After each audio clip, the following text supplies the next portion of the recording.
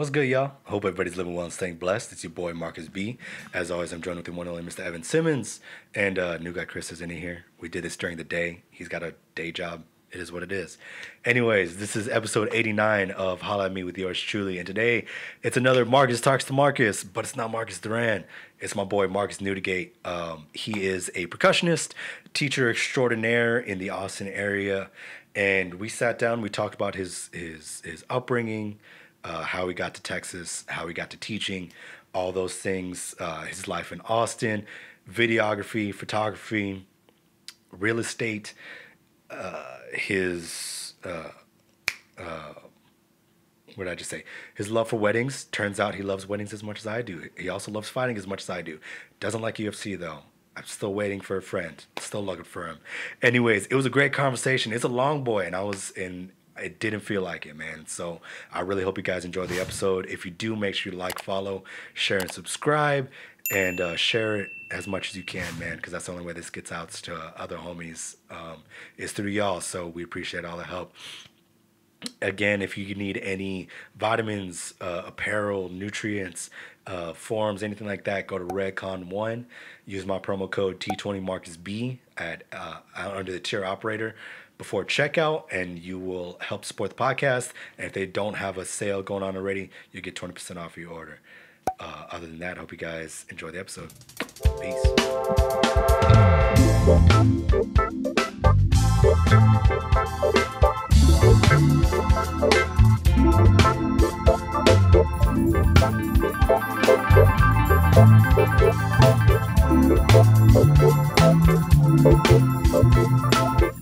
My buddy is the one that wrote that. Yes. Nice. Is his out? Go and talk. No, his is good. Okay, I was about to say, like, Turn over. Oh my goodness, all three mics All out. as soon as we start recording. Super stock. Anyways, dude, first and foremost, thank you so much for coming out here. It was kind of like last minute. For sure. But I appreciate you giving me your time of day, especially coming up in this wild, midsummer rain monsoon that we've been going through. But I've got my boy Marcus here on the podcast today. Go ahead and, first timers, same questions for everybody. Who you are, where you're from, what you do, and your deepest, darkest secret. So I am Markus NEUDIGATE. I'm from Austin, or I live in Austin right now. And I'm a videographer, photographer, and licensed real estate agent, and teach a little bit on the side. And my deepest, darkest secret is that I'm afraid of being forgotten to time. Yeah. I get that. Yeah, I get that hard. You know? That's a real one. That's, yeah. Yeah. That's a deep one. You said deepest, Yeah, darkest. man, I had to dig down. And Yeah, there's definitely a deep dive in that. What what about that scares you so much? I don't know. It's you almost like I didn't have an impact on the world. Mm-hmm. Like I do want to leave an impact, whether it be this, that, or the other. It doesn't really matter to me. But something that is stands the test of time. You know, something timeless, and to not maybe achieve that at any point, it definitely it shakes me. Yeah, I feel that. So do you feel like that is a motivator, a daily motivator? I would think so, yeah. kinda... Daily, sometimes not. We all lose track of Yeah. things sometimes, but for sure, long term, yeah, absolutely. Definitely, Okay. yeah. So videographer, photographer. We'll eventually get to the band stuff. Yeah, for sure. Blah blah blah. It's a band directors talking about bands. That's kind of Band, yeah. that's what we go over a lot. But I like talking about the slight variations on people's like living styles. For sure. Oddly enough, I met a program software developer last night that used to be a pastor. Seems like Yeah. opposite ends. Right? Right. And he was in it. Like he went to UMHB and then he got his master's at Baylor. Then he did ministry for 10 years. Oh, And then he was like, all right, just one day. Time to do something for you. I'm really considering texting my buddy like, hey, I need his number because I want to talk to him. You should, like man. for realsies on this because that's such a wild. I feel like you could probably get so many life stories from that guy. Yeah. And probably a lot of lessons too, I guess. And I think he was. I didn't catch his age, but he was maybe 36, 38. Oh, like, dang! Like he wasn't like a crazy older dude. Like he was, up there. Sure. But still, to be something for 10 years and then then do a new thing and still be in your 30s, it's wild. It's getting after it.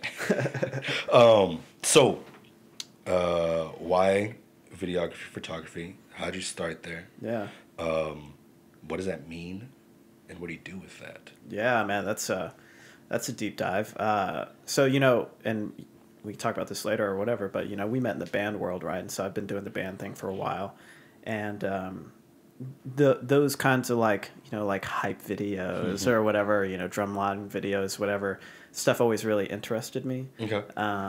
And I didn't really take anything serious, about a GoPro a while back, and tried my own thing at it, I guess. Yeah. Just with groups that I was teaching with and those kinds of things.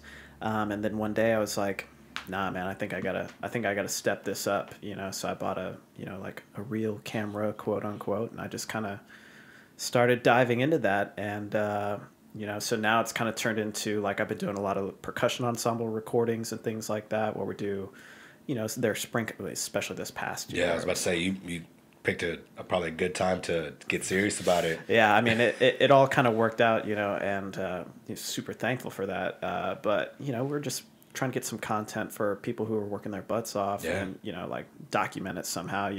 People are out of concerts and things like that. So it was it really worked out for everyone, truly. But yeah, I just started doing a lot of that. I've got a couple of like commercial things that I've been kind of working on.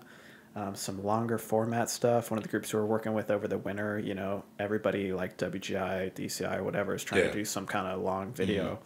So we had the opportunity to do something like that, which was pretty special.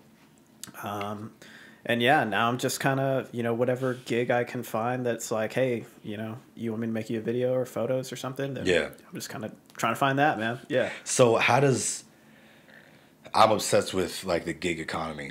I mean, coming from the music backgrounds, like to me, the music gigs make sense. It's you find somebody, you're like, hey, I could play this.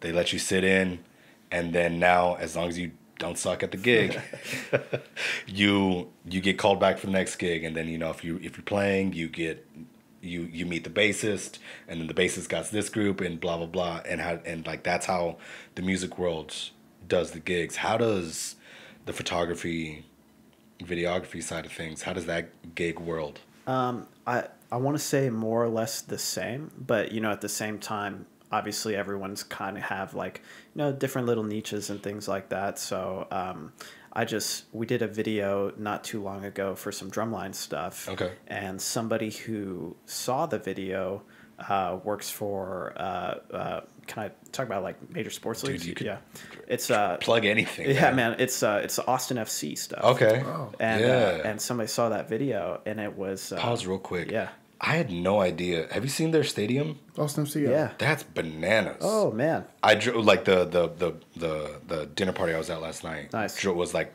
right there. Right behind it. Basically. Were you in the domain?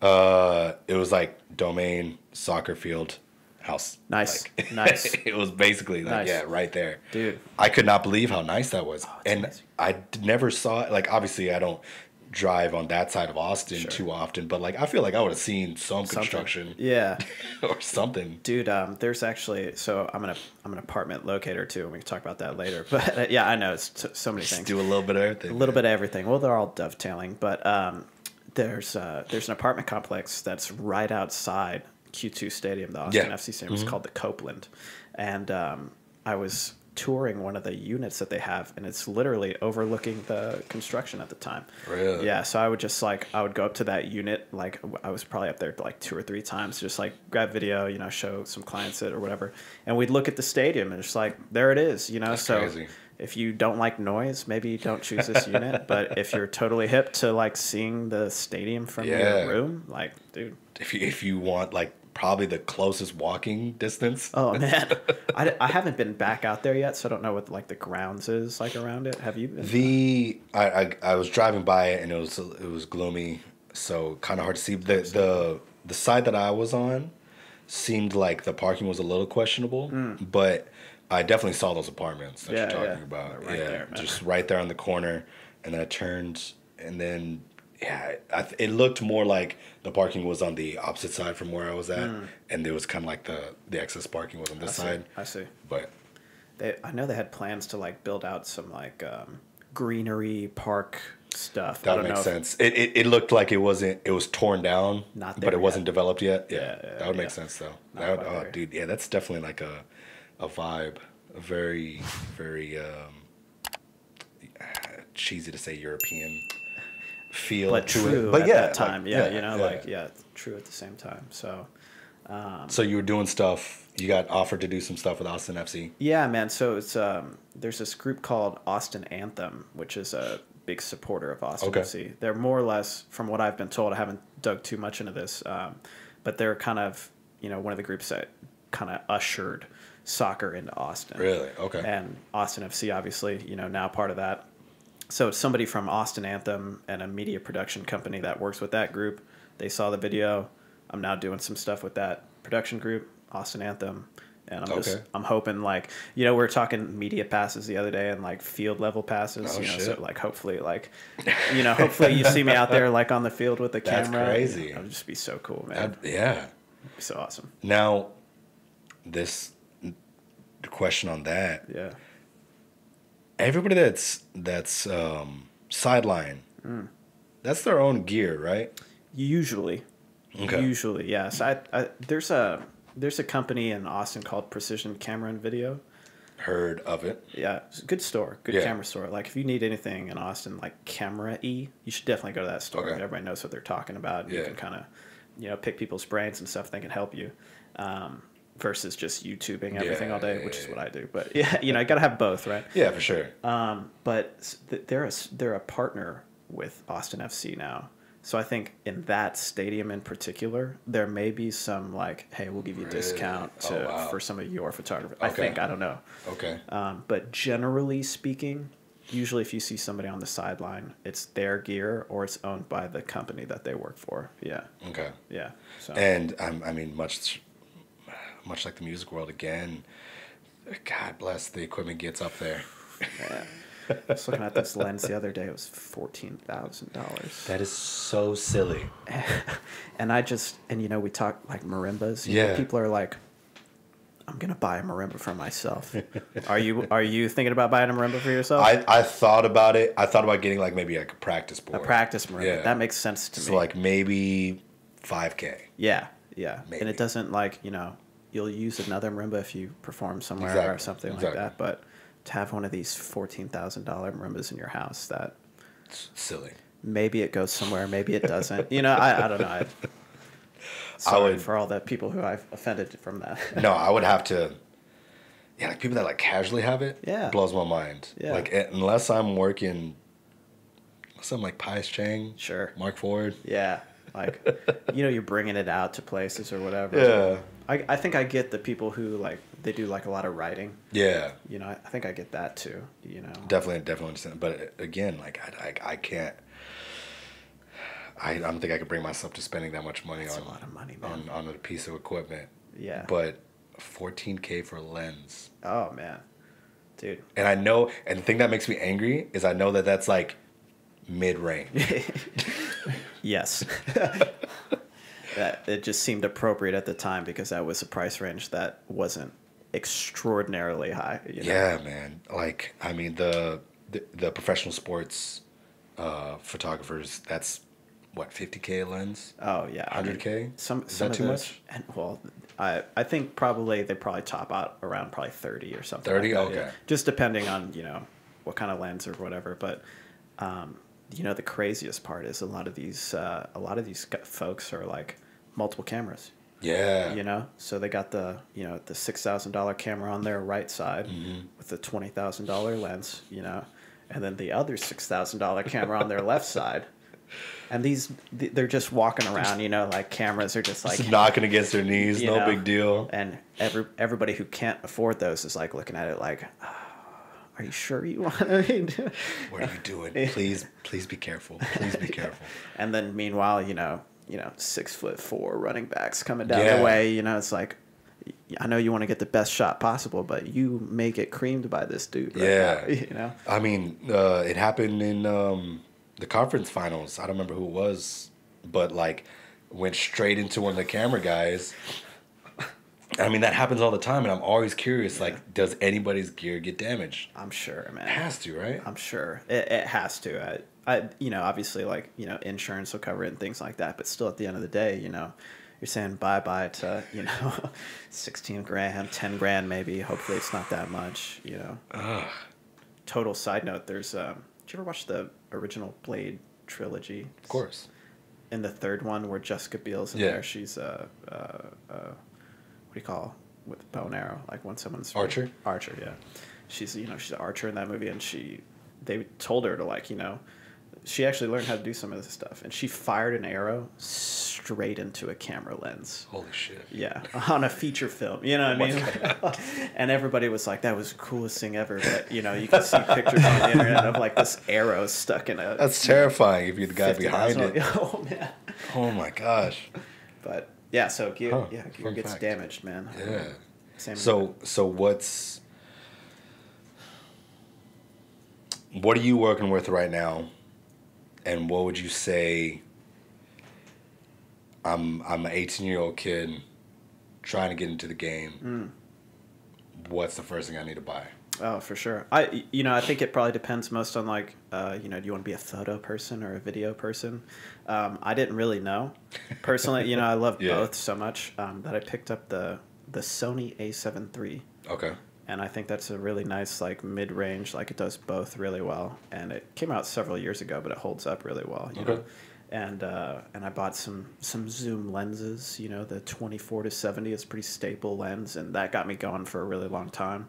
And then, you just pick up a few more gigs, and it's like, oh, I think I kind of need this now. And I was fortunate enough to work with a group not too long ago where we kind of did like, they had some like points built up in like their credit cards and things like that. Okay. But they didn't have like dispendable cash, so like we're doing the project. Oh, okay. And it was it was a marching organization, right? It's an independent organization, and so they're like, we just kind of worked out a deal where it was like, I will make this video for you for some gear, and it worked out really well, and I was able to get some pretty decent gear out of that. And in turn, the production quality went up for that group. Of course. Everybody just kind of wins from that. But yeah, if you're an 18-year-old and you don't know photo, video, you just want to do it, my personal recommendation: Sony A7 III, and then grab like a 24-70 zoom lens, something like that. Definitely, it'll carry you long enough for you to like kind of know, get an idea of what it is that you want to do. Exactly. Gotcha. Yeah. Gotcha. Okay. So how did you decide that that's what you were gonna do? Dude, that's a good question, man. We were doing the band stuff for so long, and I've been teaching like literally. I got out of high school and then I did so exactly how it goes, man. And I think the original thought I had like a long time ago, this is super long ago, I was like, I was teaching front ensembles, and that was it. I teach front ensemble during the summer, teach front ensemble during the fall, teach front ensemble during the winter. And so that's like, front ensemble's what, 20 kids, maybe? Give or take, yeah. Give or take. Let's just say it's 20, so times 3, that's 60 kids, It's like, okay, I've got a pretty good connection and relationship with like 60 kids, and like my whole goal was to like inspire these, these kids to, be badass and do their next thing. I mean, that truly, absolutely, man. I mean, I've probably said that word 1,000 times in front of kids, and hopefully none of their parents just are like, badass. Yeah, just be badass. Is this the most badass thing we could be doing right now? No, we could do it better, Anyway. I like the simplicity, man. Yeah, it's like, well, yeah, it's easy. So, it's like, okay, I reach about 60 kids a year, give or take. What if I made a video that could inspire kids the same way as I could teaching?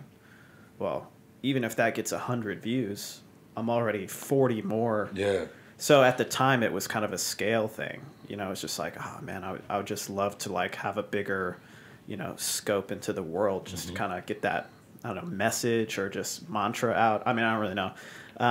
but that's kind of what got me started. And over time, I just kind of fell in love with the craft. You know, just the craft of taking videos and taking photos. So that's kind of where it started, and this is kind of where it's at now. I feel that, man. Yeah. I've always appreciated the photography side of things, and I started getting into it myself. Was it 2 years ago? Nice. Yeah.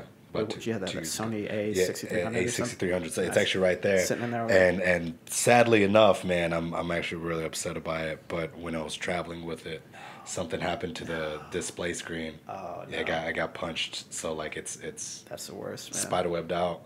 And like it still functions, it still works. But still, It's very like yeah. I opened it up to go take pictures. I saw it and I just put it back in the bag and like. Somebody distract me from what I just saw. I can't look. Oh, it was so heartbreaking, man. Because I mean, similar thing. I didn't really know what I was buying. I just like my buddy.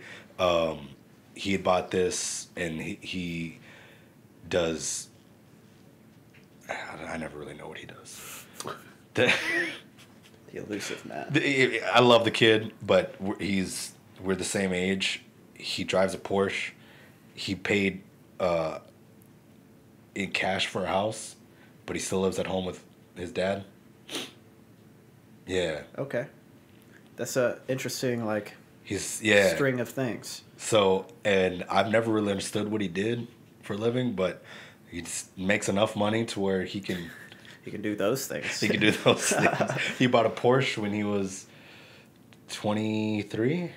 That's not bad. Yeah. I wish I could have afforded that when I was 23. Me too. Goddamn. How old are you now, by the way? 28. 28. Yeah. Yeah. And you're... I'm 30. I'm going to turn 31 this year. Oh, I couldn't remember what the gap was between us. Yeah. I wasn't sure. Yeah. Either way. Wow. Yeah. Okay, man. Yeah. How does that feel? Oh, man. It feels like I'm getting old. Yeah. Yeah. It feels like I'm... Yeah. Yeah. That's it. Just... Yeah. Yeah.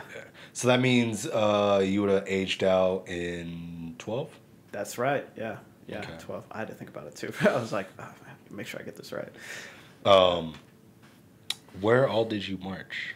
Dude, I marched in Drum Corps Land, the Phantom Regiment. I was just there for 2 years, 2011, 2012. It was pretty good years, I thought. Okay. Yeah, no, man. Those aren't nothing to be angry about. Yeah, no, I felt really great about it. Yeah. Okay.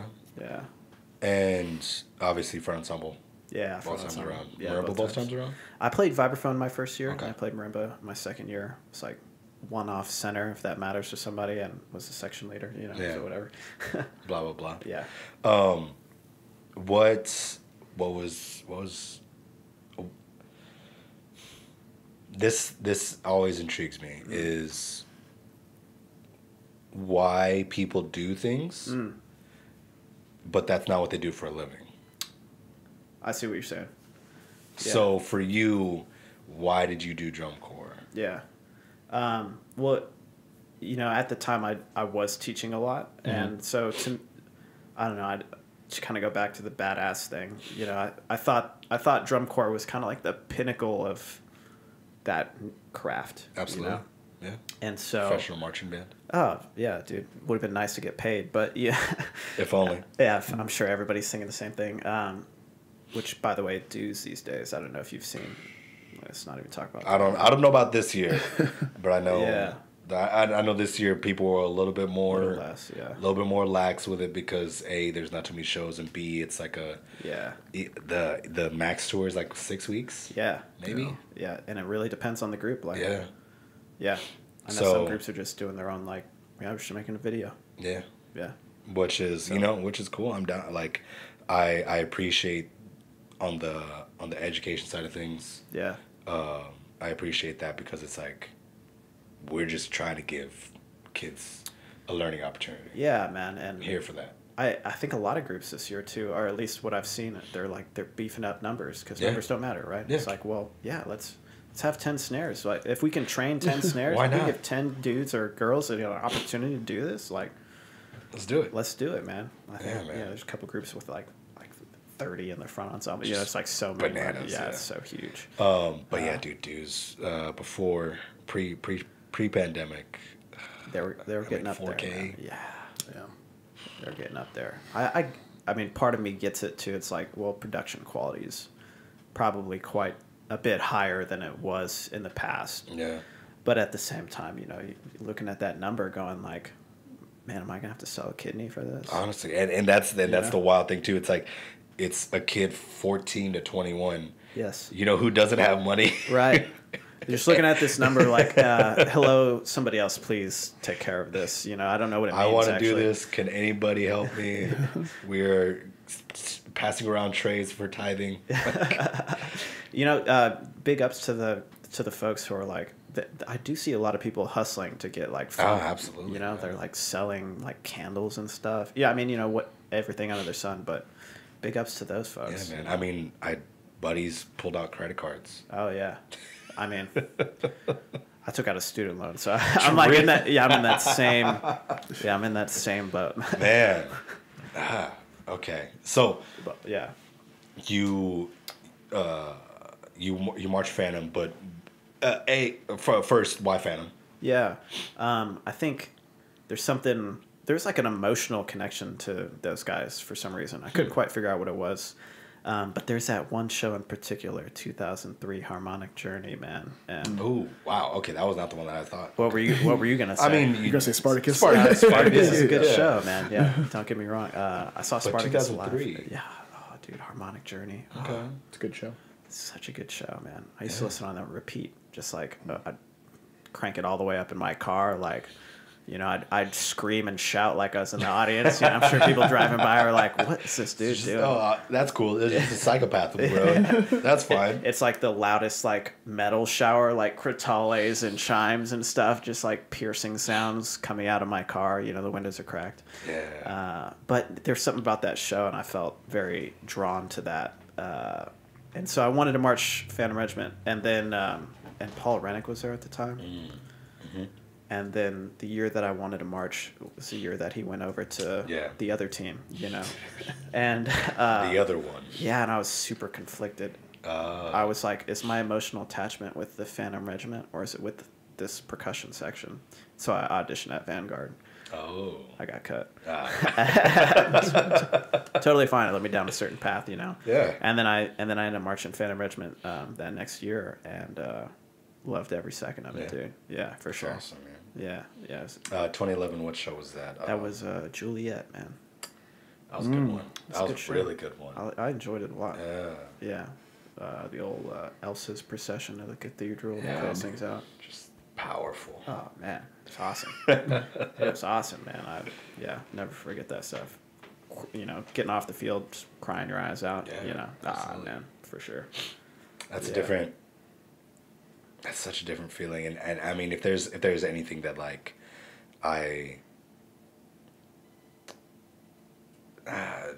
regret isn't the right word, but I know I missed out on is the walk off from a field at that level. Sure, I know what you mean. Regret's probably not the right word. I don't know, but yeah, there's a certain feeling about it, you know. Yeah. It would be nice to experience that feeling. I suppose it'd be nice, you know, experience that feeling again. You know, and it's because I know it's a different feeling from the indoor thing. Yes, indoor is always hectic. Yeah, pop, pop, pop, poof. Get off the floor! Get off the floor! Check the drum off. Go get just running like three dudes running to go grab the floor to like. Yank it across the timeline, and you don't get that like. There's like 5 seconds of like that magical moment of like did the show awesome. Yeah. But like I feel like with drum corps you have like maybe like a solid minute, minute and a half. There's more time. There's more, regardless of what it is. I will say I think there are some shows these days that are like there's so many things on the field that it's like. Last note in the bag, run over here, unplug these cables, run over there, you know. Yeah. But I'll say back in the day where it was definitely like, you know, everybody had just like one thing they had to get off the field. It's like, yeah, man, you play that last note, you look up at the stands, you look around for a minute, you're like, hell yeah. All right. Single tear, move off the field, you know, then lots of tears, you know. I mean, who's it? Cavs that do the like the bass, walk-off cadence. the bass walk-off cadence. Like, what? Like that was part of their show almost, was for them to just like casually like stroll to the Dice 5 and then just like march out to the shoes in the laundry. If they're like designing the show and they're like, we actually have to leave 90 seconds at the end so that the bass drums can this needs to happen. You know, this needs to happen. And the drill rider's like, so I got to keep the bass drums close together. They have to end together, otherwise it's not going to work. Yeah, I mean, bass drums should always be together regardless, right? But you know, good drill riders know this. Bad drill riders refuse to do this. You know who you are. Or what's worse from a drill rider? Bad staging or bad pass-throughs? Well, as a predominantly front ensemble guy, I have to say bad staging, you know, just because I don't have to deal with pass-throughs too often. But if the snare drums are way over there and the trumpets are way over there and they enter at the same time, not a good idea. Less than ideal. Less than ideal. Very bad idea. Actually, yeah. It's awful. Yeah. So you do drum corps. Yeah. For the world of teaching. Yeah. So even though you're not, I guess the question I'm actually trying to ask is why did you not pursue like music? A performance? Oh, okay, I see what you're saying. I don't know, man.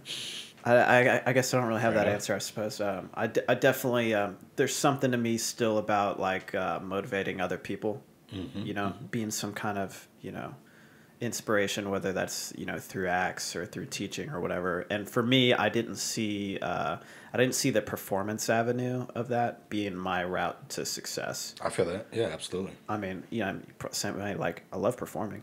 I'm sure you love performing too. Everybody loves performing, you know. A lot of people love performing. But, you know, there's something, you know, looking at these dudes like Pius Chang, Mark Ford or whatever, and it's like, these people are like eat, sleep, breathe this thing. Yeah. And not that I don't mind being dedicated to something like that, but to be, I play marimba 24/7, you know, seemed kind of like I don't know if I want to do that of course. Specifically. So, the teaching thing just kind of fell into my lap, and I just pursued that and experienced some success there. And I think I loved that, you know, kind of synergy. So, yeah. Do you think you enjoy teaching more because it's not your profession? Yes. I think so. I think so now, especially. You know, when I was like kind of teaching nonstop, I enjoyed it. But there, you know, I mean, I left for a reason. You know, and I was kind of getting burned out on it, to be honest. Now I didn't have like a secure position like you do. You know, it's definitely like I'm scrounging for lessons and things like that, and just teaching, you know, whatever gig came available. But now that I'm kind of not in that, the enjoyment level is much higher. Yeah. I do feel like rusty. Like I was doing like auditions like back in May, and I remember like, okay, so we're gonna do this, and I forgot like the, you know, like my laundry checklist that I normally just kind of have going, and I was like, what do I normally do? I don't know, man. It's been so long. I feel that. But I will say, just like kind of being there in the environment, kind of hearing, you know, diddles and notes again. It's like I enjoy this a lot more. Actually, let me be a lot more like super chill about what was going on. Okay. I did feel like you know, when I was teaching nonstop, I was definitely just like always trying to like make something happen, you know, and like trying to, you know, okay, everybody's good, right? But you know, now it's like I'm just kind of like cool uncle, you know, just you know, just hey, did you clean your room? did you clean that run? Yes. Nice. Good job. Yeah. Go Good job. you. Yeah. You didn't? We should probably do that today. Thanks. Just an idea. Just yeah. There was a couple times, and we never talked about it, but that like laundry list thing. Yeah. Was just like coming back to like pseudo regular that we never talked about. Like same deal. I did auditions. I was like, what do I do for auditions? Like I was looking at the kids like, what did we do last time? They're like, what did we do last time? And then I remembered partially why I couldn't recall is because my first year when I did auditions, I only had a day.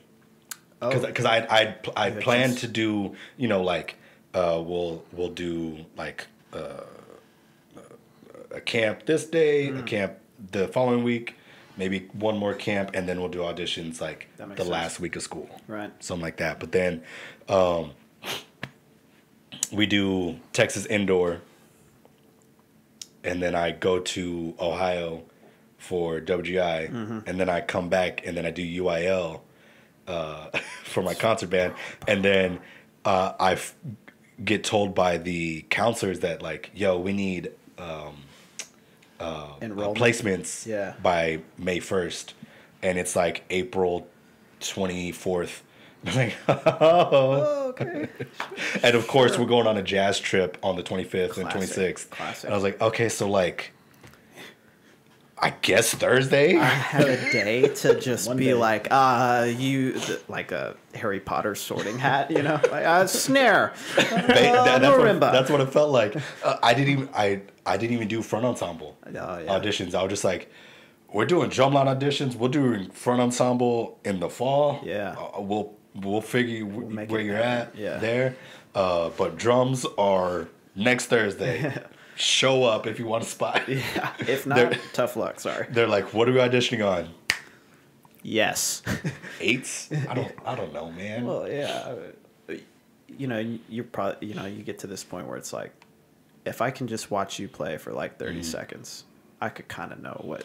Yeah. And you know, like me being the only percussion director for the district. Yeah. I'm familiar enough with all the kids at the middle school. I know where your talents are. I know what, like, high schoolers I've taught you for the past year or past 3 years. Yeah. I know where you're at with your hands. I just need to see, and it blew their mind that first time I did auditions because the dude before me did the solo audition. Oh, yeah. The prepared music audition type. And I was just like, nah, that doesn't tell me anything. Yeah, I'm the same way, dude. Yeah. Like, I need stand next to him. Can you play with him? Yeah. Yeah. Because like, he's my center snare. I know that he's gonna play. Right. I know that he can play. Can you match him, or are you gonna do X, Y, and Z weird thing? Yeah. I think that's the best way. Yeah. Absolutely, man. Yeah. There's nothing like, I'm the best. You know. Well, you can't play with the person next to you, so. Yeah. What, I guess. I mean, if you want to go down the rabbit hole of things that I hate and that Texas does, the all-region auditions, or just like percussion auditions in general. Yeah. 80% of them are marimba and snare. Yeah. Nonsense, and super cool, man. You learned Mango Bay. Yeah. Now here's this tambourine part for Armenian dances. Yeah. What you got? How do you hold it? It's like, what? But you got like first chair. What do you mean you don't? Yeah. You don't know how to play tambourine? Well, I can play Mango Bay. And I had a private lessons teacher who actually taught me every single note. So exactly, man. And, oh my gosh. You know, I will say, so I grew up in Missouri and at the Missouri All-State Band. Yeah. Oh. I just got to Austin probably like 2017, something like that. Yeah. Huh. Well, actually, I think we had met my first year in Austin. Huh. Yeah. But all right. Anywho, so crazy. Yeah, man. The Missouri All-State Band process for the percussion stuff, they do have a multiple percussion situation. Really? So, yeah, they put together a piece. How does Missouri have it figured out and we don't? Well, we're supposed to be the best. Different place, man. Different place. I will say it's super helpful because it weeds people out left and right. Instantly. Right. Yeah. There's less people in Missouri, obviously, than I'm still blown away. I haven't experienced this in real life yet, but 40 kids in a room, all, and then they like get 2 minutes to warm up in between like 8 kids. Oh, it's garbage, dude. That seems again things we do awful in Texas. Oh my goodness, dude, stressful. Yeah. What? Part of me likes it because it's like, you gotta. Can you do it? Yeah. Can you show up? Can you show up? Yeah. And it gives like kids that don't have nerves but are a little less talented, like a edge up on like those kids that have private lessons. They're like they can murder it in the practice room, and then they're just like, because you just know everybody knows the same music as you, and they're just following along as you play, like, you chip that note. Yeah, I heard that. That was B flat, not an A flat. That flam was a little closed. Like, this says drag, actually, so, you know. So, ooh, what are we doing here, bro? Yeah, no, I do like that to an extent. I do think it is garbage. Pros and cons, for sure. Pros and cons. Yeah. But what's it like in Missouri? The multiple percussion thing in particular, I think, is... I wish Texas had something like it. It was just like, let's just say it's like 60 measures or something like that. Start off with tambourine, you know, and you're judged kind of, I mean, obviously, like from the moment you enter the room, and it's a blind audition, obviously, but, you know, as a judge, you're sitting there kind of going like, how is this person like setting everything up? How much noise are they making? Ooh. The noise thing is the biggest thing because, you know, you hear somebody like fumble with the tambourine or set it down really hard and you're like, oh man, I don't know about this, right? So, you know, you set up your stuff however you want it. Starts with tambourine, you play 8 measures, you rest for 6. And it's just silence in the room, right? So you gotta set that tambourine down, no jingles. Real quiet. Real quiet. Back off of that, pick up your crash cymbals. Silently. Again, without any making noise. Exactly. And, you know, you're trying to find ways to, like, you know, just whatever, make 0 noise possible. It's just you and the judge in a silent room, right? So it's like, and then you play your crash cymbal part or whatever, and it's like, you know, pianissimo crashes, and then like a forte crash choke, you know, whatever. Set down the crash cymbals and then play like suspended cymbal or, you know, triangle or just some other stuff. Dude. But, dude, oh, man. Hell yeah. Talk about... I'm like, about that dude, all day. I freaking love it, man. Yeah. That's where you learn some of those percussion ninja things, right? You know, it's like, I'm going to set the tambourine down without making jingles, which, like, when you do that, it's like... So fulfilling. Yes. I'm going to play these wind chimes, and then they're going to stop on a downbeat. Like, how did you stop wind chimes on a downbeat? They're supposed to... You know, no, I figured it out. Just a lot of time, just... Done. Yes. 10 times out of 10. But yeah, man, I wish Texas had something like that. There's probably not time for it, you know, because we would do all of ours individual. So, you know, I'd come in, do my thing, leave. You'd go in, do your thing. You'd come in, go do your thing, or whatever. It'd take forever. It'd take 30 years just to get done with one. But this is kind of cool. They have everything in bass drum, crash cymbals. You got it pulled up right now? Yeah. We totally forgot to set the TV up. Yeah, that's I realized that. Yeah, it's like full music though. Like it's a whole page of just like you go through every instrument. Dude. That's crazy. They cycle their music. I don't know if they still do, but they used to cycle their music. Yeah, they got different sets. Yeah. It looks familiar. It's like, do I still have it? You know, that's so cool. It's super helpful, man. Yeah. And you guys know this as percussionists, man. It's like, you know, again, you set down a tambourine and you set it down like that, and it's like, okay, come on, you're not really like taking this real serious, are you? You know? Get there, bud. Yeah. So. I think there might be a chance. Like, I would be down. Is it choir or orchestra that changes it at the area level? Choir. I think it's choir, right? Well, let me check it. Double check me on that. One of the other music side of things changes it at the area level. No, like, it's not the same music. Oh, snap. Yeah. So, like, I would be down if that was the case. That is choir, yeah. It is choir, right? Choir. Nice. That would be... So, like, learn your Mango Bay, your Peters 13, your pedal to the kettle nonsense. Yeah. And Number 4, yeah. Yeah. Learn those, take those to region, area, and then, like, for the last audition for state, like, then learn that. Like, you got time for that. Oh, man. Come on now. Yeah, dude. That'd be... Because, again, it weeds out the nonsense. Left and right, man. Yeah. Dude. You know, the only kind of, you know, shitty part about that is, like, a lot of times you definitely want your own gear for that one. Yep. So, you know, marimbas, you know, some of them are kind of similar. Snare drums, you can kind of figure it out, a few taps or whatever, right? Add a wallet, whatever. But, you know, it's like tambourines. Oh, man, those... You got to be familiar with it. Yeah, you got to, you know, is this going to be a 12-inch triangle or a 6-inch triangle? Like, that's not something you want to, like, take a guess on. So, yeah. That is true. God, percussion's so part great. of the game, man. Yeah. You know. Okay. What brought you to Texas then? Because I didn't realize that it was that recent. Yeah, man. I was I was actually supposed to go teach a group out in so let's back up. Sorry, man. So I was teaching college in Missouri. Yeah. Oh, shit.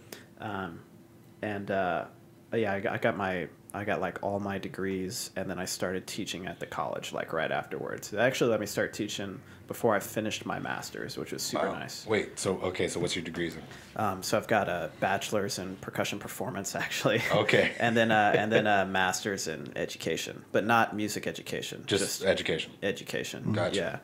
Yeah. Which I thought was helpful. Yeah, actually, absolutely. Bounce things out. And then I started teaching the percussion studio at that college, teaching adjunct.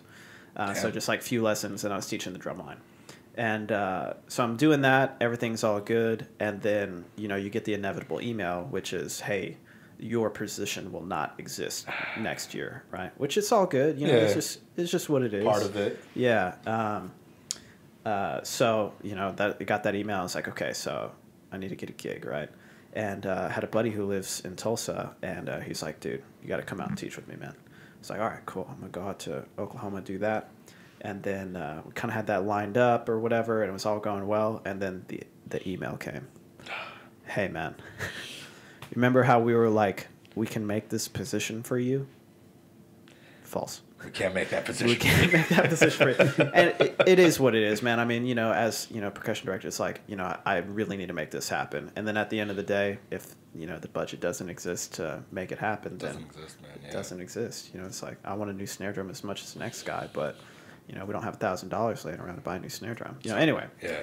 So I was about to teach in Oklahoma, and that fell through. And now I'm on the road. I'm doing drum corps. I'm teaching, right? And I'm in the middle of move-ins. Like, I got no job. I was supposed to move into this state, and that's not going to work out anymore, And so I'm just like, I don't know what's happening. Luckily, I had a job offer a while back that I had to turn down because I thought I was going to do the Oklahoma thing. Yeah. And it was for down here. And just like stars aligned, that position had not been filled yet. Oh, wow. So like later that day when I got done fuming, just like, kind of emotionally, separating myself from it, I called those dudes and I was like, hey, they put me in contact. We did a phone interview and like while I was on the road, it was all casually good. sitting on a bus, kids behind you being wild, just making noise. The eights are going on in the background, scales. So yeah, I really would love the opportunity to do. And we did the phone interview, man, and it went well. And I had a couple of recommendations kind of going into it, so it all worked out really well. And then. Okay. I had to like change I was a coordinator at this group at the time for the front ensemble. So I had to like change my schedule a little bit to be like, hey, I need a week off now after San Antonio. So I was able to get somebody to like cover or whatever. And then we get to San Antonio and then I rented a car and I drove down to Austin to teach band camp for the first time at a group that I've never met before. Wow. And I was meeting the percussion director for the first time, staying at somebody's house, and luckily, they were teaching at the group that I was with over the summer, too. So it was like, it all really worked out, man. Yeah. And, so marching band brought me down here, in short. As it does. As it does. So what was the drum corps that you were teaching? I was teaching at Crown at the time. Crown. Yeah. All right. What? Yeah, casual? Casual, so that was, what, 17? 17, yeah. Yeah. Wow, shit, you were coordinator for Crown? I'm sorry, I was not the coordinator that year. I was the coordinator the next year. Now 18. I'm putting the years to. Not that it really matters. It was a big team out there, and we were like, dude, we were super tight. Anybody could have been a coordinator. Yeah. But I just happened to be there more often. So it's just like, well, he's just here a little bit longer. So, yeah. We'll give him the title. Yeah, it just made sense logistically. That's all. Yeah. So you leave Crown for a week after San Antonio, and then what school is it? It was Cedar Park High School. Cedar Park High School. Yeah, Cedar Park High School. Yeah. Rick Rod? No, that's Roland Chavez. Roland Chavez. Yeah. What's Rick Rod? What's Rick Rod Dude, it's gonna kill me now. Cedar Ridge. Yeah, that's it. Yeah, I was kidding. I was like, it's the same cedar, but what's the next God bless one? it. It's the same thing with Cypress. Yeah. Oh man. All those 6 Cypress schools. What are we doing, guys? I get and Cy Fair, Cy Falls. You know, it's like Cy Springs, Cy. I couldn't tell you the other 3. Yeah. Dude, I stopped trying. So you go out and teach, and do I feel delayed? I feel a little delayed. You do? Am I having a stroke? Yeah, you're having a stroke. Okay. You gonna be all right, man? You get some more coffee or something? So you go teach a week of band camp. Yeah. At Cedar Park. What's that first? Like, how does... So, okay.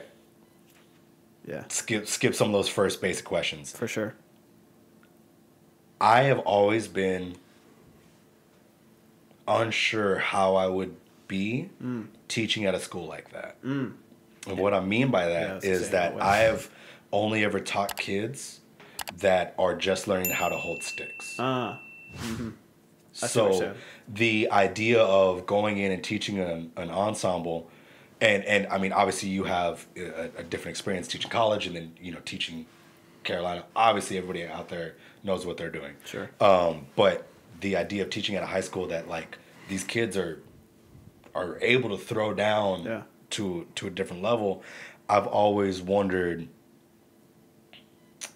like, I'm a good enough teacher. I could be able to teach anybody. I think you would kill it, man. But that idea of teaching that high of a level of a student, like, what was that like going into, like, were you aware of their capability when you got their gig? I was unaware. Okay. I was only aware of the idea that they had placed 5th at BOA maybe the previous year, Grand Nationals or something like that, or maybe 2 years prior to. And that was kind of the extent of which I knew. And then I knew the previous instructor, the previous front ensemble instructor. Okay. And so, like, I only knew those 2 things. I didn't know what their level was going to be like kind of going in. But I'll say this, man, like, don't get me wrong, they played really well. You know, like you said, they knew how to throw down. It wasn't my style. So I think, much like you in a similar situation, like, I bet if you stepped into another program like that, I think you would be able to take inventory really well and go, okay, that's good. It's not quite me. What I'm looking for. It's not quite kind of what I envision this group maybe being in 2, 3, 4, 7 years, whatever your, you know, outcome is or whatever. So I'm just going to start making these little changes that maybe they make us a little bit quote unquote better. You know, better so subjective, right? But at least in my eyes, you know, my style, I know how to clean that more. And in that sense, it will be better. Cleaner. You know, so stepping into a group like that, dude, it was badass, man. The entire front row, with the exception of one person, so like 6 marimbas, a vibraphone, 6, and 1 vibraphone, all girls. Really? They were badass, man. 3. I remember that year. Yeah. I remember that. Yeah. So because I was just like, I remember, like, just kind of looking, like, at first you just look down the line, you're like, why do we have 6 marimbas? Yeah. What is going on here? What is this? Who can afford this? Yeah. And then like you look up from the board, you're like, female. Yeah. And you just see their hair flying back and forth, you know? And it was like... just like murdering it on some runs. They'd like, you know, they'd play some fast stuff and then they'd like crash some cymbal and their hair would fly, you know? It's like, dude, it was badass, man. I always loved that. That's why I grew my hair out. No, I'm just kidding. But no, it was really awesome, man. And, you know, I showed up for that first week. All girls, they'd like grown up together right through the middle school. There was like one person who had showed up like late middle school or something like that. But they were just tight, you know. They'd been playing marimba together since they were 6th grade, you know, playing solos and stuff and trios. And so they all played really well. And like I said, it wasn't quite, you know, what I was kind of, you know, looking for, at least in terms of my style. So we just made a few like style changes, a few technique changes, whatever. Nothing drastic. Yeah. But just enough for me to be able to go like, I know exactly what you're doing wrong and what you're doing right. So let's dive down this, you know. And it worked out. I think they played really, really well. Hell yeah.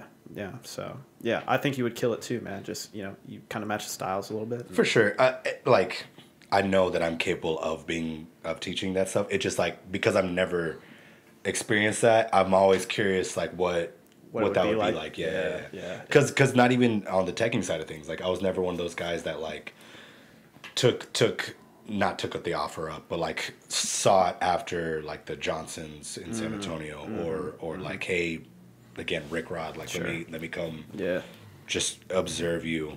So you go from Cedar Park to it Vander? I went to Vandergriff High School. Yeah.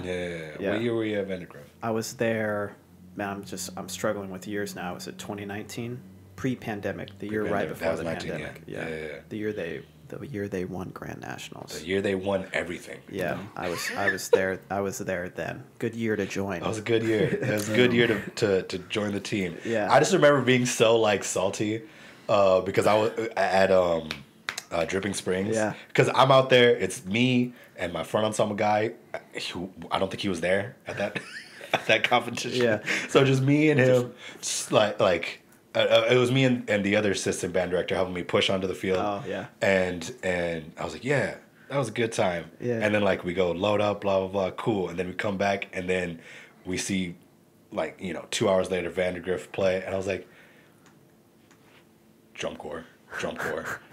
Is the entire staff drum corps? The entire staff. I think everybody on that staff was teaching in a top 5 drum corps that year. Yeah, it was ridiculous.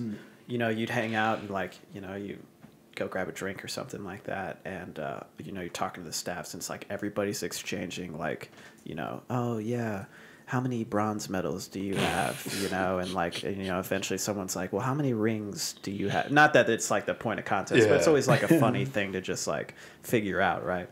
And yeah, man, dude, it was badass. I was just like, badass. And the other side of it that made me angry was like, it was warranted. Like that music was cool, super dope. Yeah, and they play really well too. They played man. so well, and I couldn't, like, the level of playing with the amount of music that they were playing at such an like early part of the year. I was just like, God. Yeah.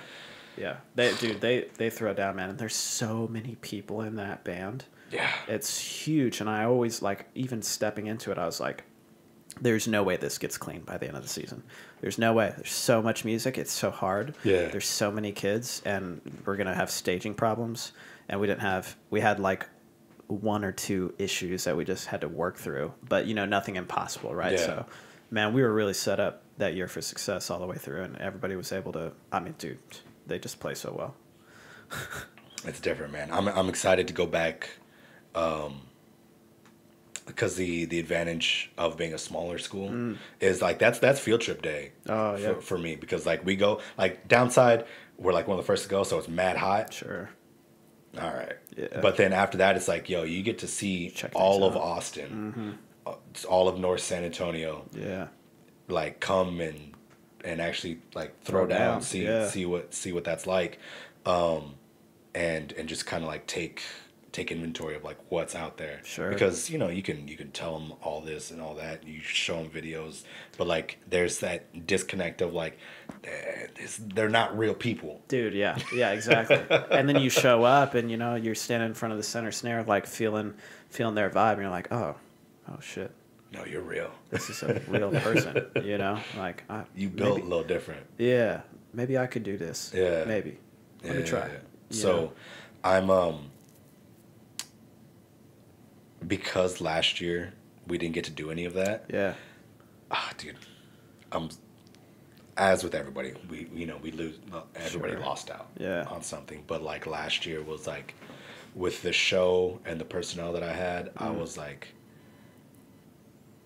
I would finally feel good about, like, my first year when we went to Dripping Springs, it was like, all right, we did it. Yeah. Cool. Yeah. Like, we did really, really well, but we were in a really small class. Sure. It wasn't my music.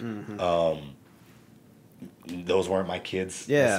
At that point, Dripping Springs is like, what, 6 weeks into? Yeah, so early. Like, yeah, so early. Yeah. Like, barely been teaching them for any bit of time. So then in the second year, we come in. I was like, yeah, man, like, same class. You guys win a caption that year or something like that? My first year, we almost swept the entire thing. Yeah. So I was like, that's really, like, super dope. But, like I had help on the front ensemble. I had help on the upper battery. Sure. So, and I did feel really, really good about that. I did. I don't want to take anything away from that. Yeah. But the second year, it was just like, it was a smaller group. It was a smaller personnel. It was the first time I wrote like an entire book. And so it was like my music being quote unquote premiered. Dude. Super dope, right? Yeah. Like I feel cool about this, but it wasn't, I didn't feel good about it because I know X, Y, and Z could have been better. Sure. So my third year, I was like, yo, like it's gonna be everybody that's playing knows what they're doing. Yeah. A bunch of murderers. The music, I know what I'm writing for. The show was lend itself to being written a little bit better. Sure. It was a jazz show. Yeah. You know what I mean? So like it just kind of works out. Yeah, it just flows a little bit more, and then don't get to premiere None of anywhere.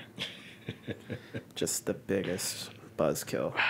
Did you guys get to do, and forgive my ignorance, but did you guys get to do anything during the fall? Like We did. Joys of being small town Texas. Cool. We from the jump were hybrid. So, and with the UIL rule out here, I don't know if, and I know Austin was a little bit weird about it, but out here, if you were in a UIL event or a like a CTE, automotive, something like that, you could come in person for those classes and then leave after those. Yeah. Right? So you could do all your core classes online, come up for band, come up for cosmetology, come up for... And then bounce. Yeah. And for athletics, and then bounce after that. Cool. Yeah. So we had a full football season. The summer band was obviously not a real one. It was all outside. Sucked. Yeah. Yeah. It's a different feeling when you live in Colorado, you know what I'm saying? I mean, we just did 5-hour block in the morning, and that was it. Yeah. Because that's about all. Yeah. Man, because at that 12 o'clock hour, man, you're ready. Like, kids are like, "Hey, yo, I think I'm gonna die." Yeah. What are we doing? I love this as much as the next guy, but and then you're trying to teach you like, "Hey, yo, I think I'm dying too, man." We got 30 minutes. Y'all sit down. Y'all just want to hop in the cars real quick, glass of AC or something, So like, you want to talk about things that I have like anxiety about, man? Is like half the band hasn't experienced a real marching season. Yeah, that's gonna be wild, man. It's gonna be wild. What? And then you said, is it leadership training starts next week? And then when does drums start on the 19th? 19th. So it's 2 days of leadership, weekend, drums. And then when does a full band show the following week? The following week. I think we do like two days of freshman. Yeah, freshman we camp. do 2 days of freshmen. Freshman and leadership drums. Gotcha. Like once drums goes, like we're you teaching drums, man? No, so I'm a saxophone player. Oh, cool. So I help out with like woodwind stuff basically. Oh, badass, man. Yeah. And like visual stuff too. Yeah, of course. So everybody's double dipping these days. You can't just say yeah. Yeah. You gotta be. I was gonna say you gotta be stupid good, but even if you're stupid good, you gotta do something else. Yeah. Multifaceted. It seems that wins out a lot of time. That's badass, man. Cool. So yeah, then we got about 2 weeks of straight band camp. Yeah. And then it gets a little dicey with school starting, I'm sure. PD. Yeah. Oh. Yeah. What is that? A week and a half? 2 weeks as well? 2 weeks. 2 weeks PD. professional development. Yeah. Dang, that's a lot. And of time. it's they change it every year on us, so we can't get like a hard schedule of like. I'm gonna be gone Tuesday, Wednesday, Exactly. and then Thursday from 6 to It's like when I was in high school, the PD was just like they knew the PD was like 8 to like 3. Sure. So then it was like, yo, for that last week before school started, all night. Yeah. 5 to 8. Yeah, we going. That's it. So like you knew it's like it was 2 weeks. It was 3 weeks of 8 to 4, and then 1 week of 5 to 8. Then school starts. Yeah. And then with us, it's like there's a day 5 to 8. You might need to be there from 8 to 11. That stinks, man. That's the worst. And then be there from like 3 to 5. Like man. why did we? Come on, man. That's such a the inconsistency on that is so frustrating. Very frustrating. So we'll see how that goes. No, y'all keep going. All right. This is like this is my second deepest, darkest secret fear, by the way. You know, I've had so many of those, like, because I've always, you know, the front ensemble thing's like always electronics. Yeah. Oh, I give it such anxiety, dude. This year I'm freaking out. I'm sure because we're doing a jazz show again. You got some solo mics, wireless. I got 2 piano players, a drum set, electric guitar, electric bass, flugel solo, alto solo, tenor solo. Are those wireless or wired? All wireless. Ooh. It's 4 solos. Dang. It's flugel, mellow, alto, tenor. Yeah. Man, that stuff just, my heart's beating faster just thinking I want to throw up. Oh man, you got like somebody doing front ensemble dedicated? So I got somebody coming out teaching for me. He's a local guy. We work really well together. Cool. But unfortunately, he's an older cat. Oh yeah. So I'm not trying to. If you're free, I just need someone to kind of come help me out because again the electronics thing, man. I just never. I was a bass visual guy. Sure. Like I just didn't learn that side of things. Dude, and at this point, it's. I feel like I'm so late in the game that like, it's. You got to read like 4 textbooks just to get caught up to bass level. You know. I will say that seems like a lot of stuff. I'm not really good at like setting it up. That's not. I don't know. That's not my thing is kind of like troubleshooting and making sure like I know enough to be dangerous, but not enough to like, you know, like, hey, this is everything you need to know. X, Y, you know, like I just know enough to kind of get by. So you should definitely hire somebody to set all that up though, for real.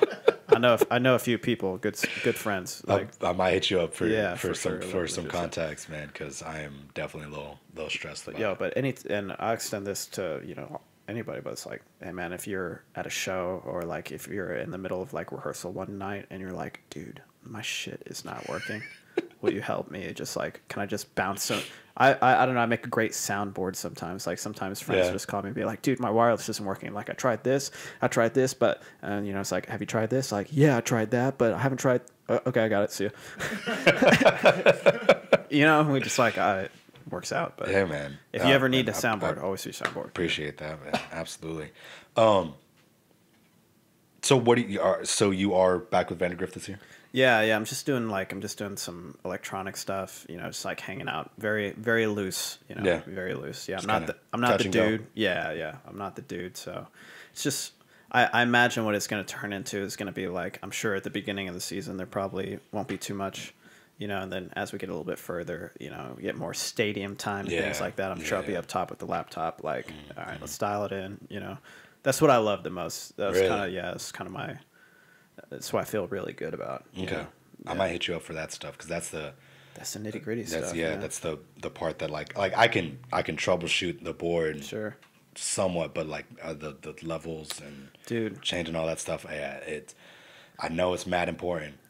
I just don't understand. It's so difficult, man, and especially like it just, you know, varies so much for just like what you're trying to do. You know what I mean? Like even the same group year to year trying to do something different. It's like, okay, well, we got to change how we approach this. Yeah.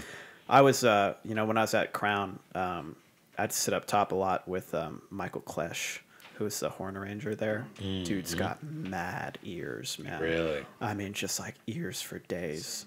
It's like, have you ever gotten hanging with that dude? Yeah, so I auditioned for Crown in 2016. Oh shit. I on saxophone? I'm kidding. For drum majors. Yeah. Oh. So he I kind of talked to him a little bit while I was there. He's insane. Yeah, like maybe in more ways than one. You know, no, great dude, but you know, he's very particular. He's got a great set of ears. I mean, you know, so much so it's like, you know,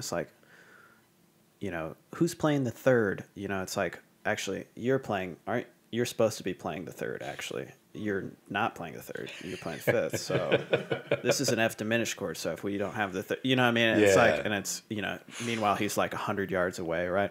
Anyways, mad ears. So, you know, sit up top with those dudes and kind of balance everything. And man, just the amount that, you know, you kind of learn from that dude. And, everybody's got a different set of ears, right? So like, you just kind of take little nuggets from everybody. I feel, not to toot my own horn, but I feel good about my experiences kind of being up top and balancing. Of course, man. Yeah. And the first time that like I really got exposed to something like that, like that different type of ear. Well, they actually talked about, like, obviously, like, I don't know if you know him, Sahil. So I've heard his name, but I've never worked with him. Okay, so Taha's brother. Yeah, no, I don't think so. They're related somehow. Sure, somehow. Yeah, Taha, good dude too. Yeah, shout out. Yeah. He did all the electronic stuff. Him, Miguel Perez and Junior Flores did all the stuff for Violet Crown. Nice. But they never really talked about it. So he was just back there, like, going away, making it sound great. It was awesome. But I got invited to go judge an indoor show in Minnesota. Nice. Super dope experience. Yeah, it was awesome. That's badass.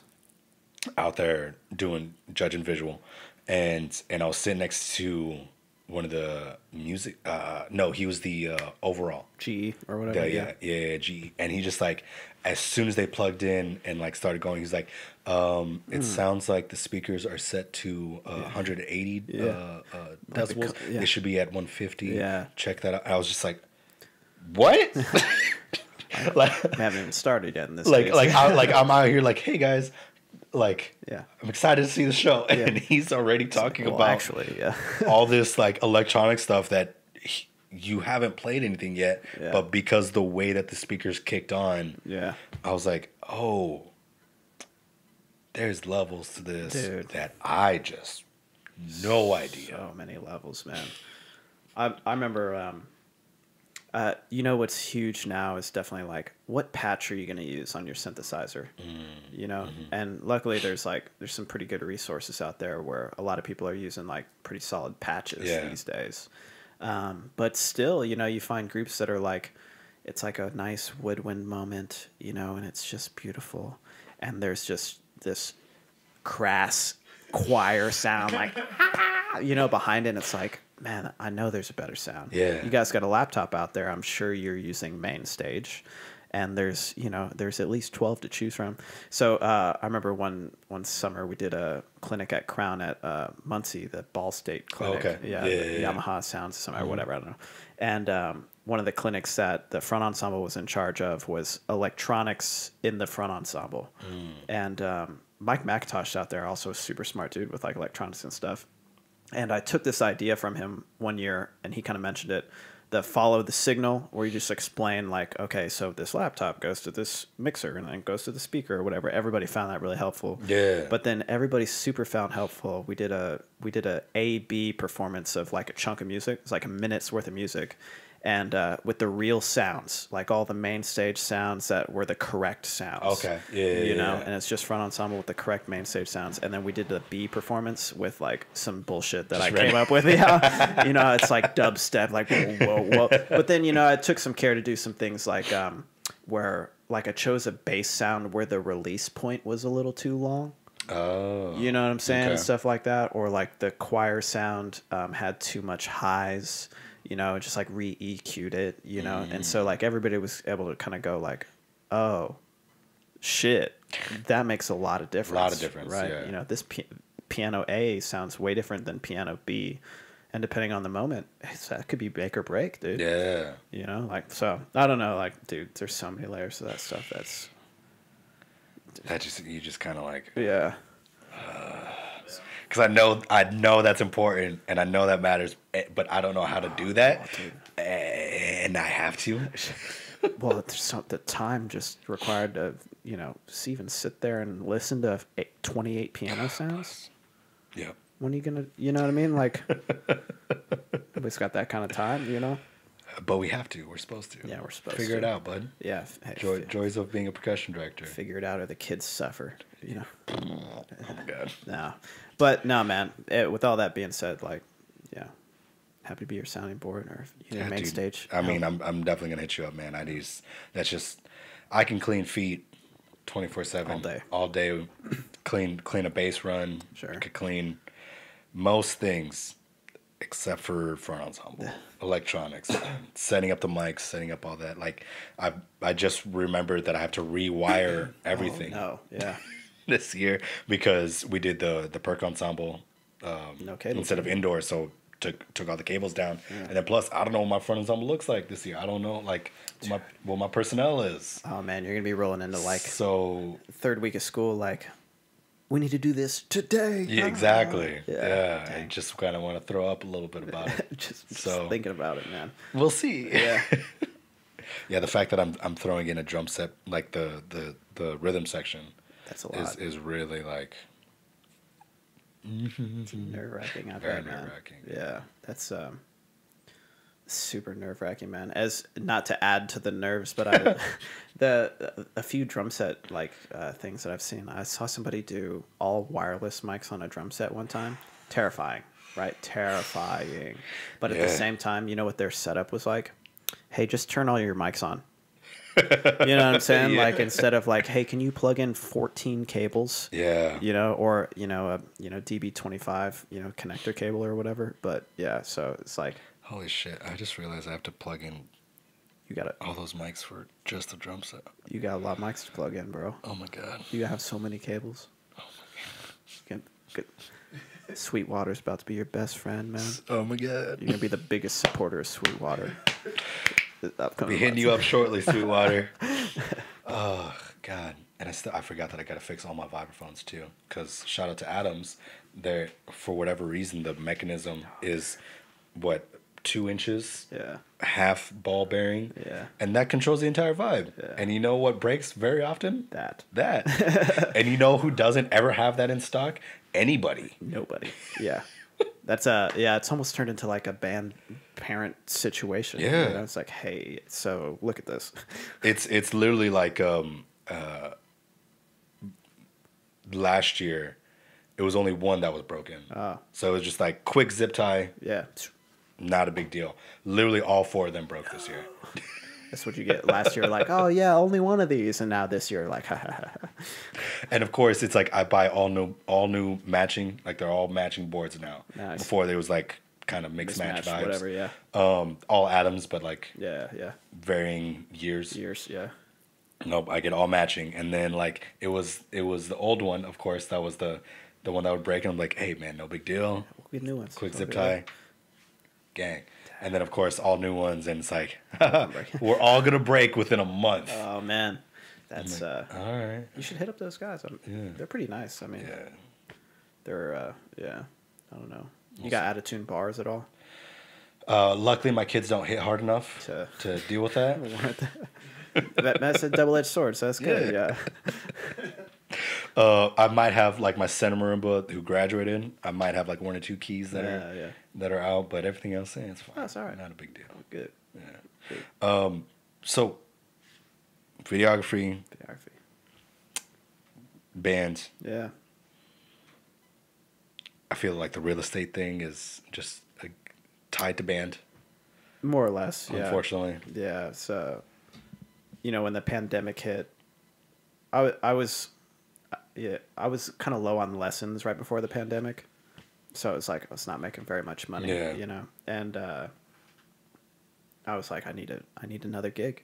Yeah. There's just no way.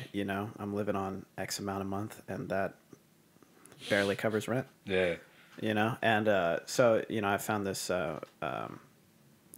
plug for Smart City Apartment Locating, which they have a big like Instagram following. Okay. And so I found them on Instagram. I was like looking for a new place at the time, and they seemed like some cool folks, and they had a hiring event.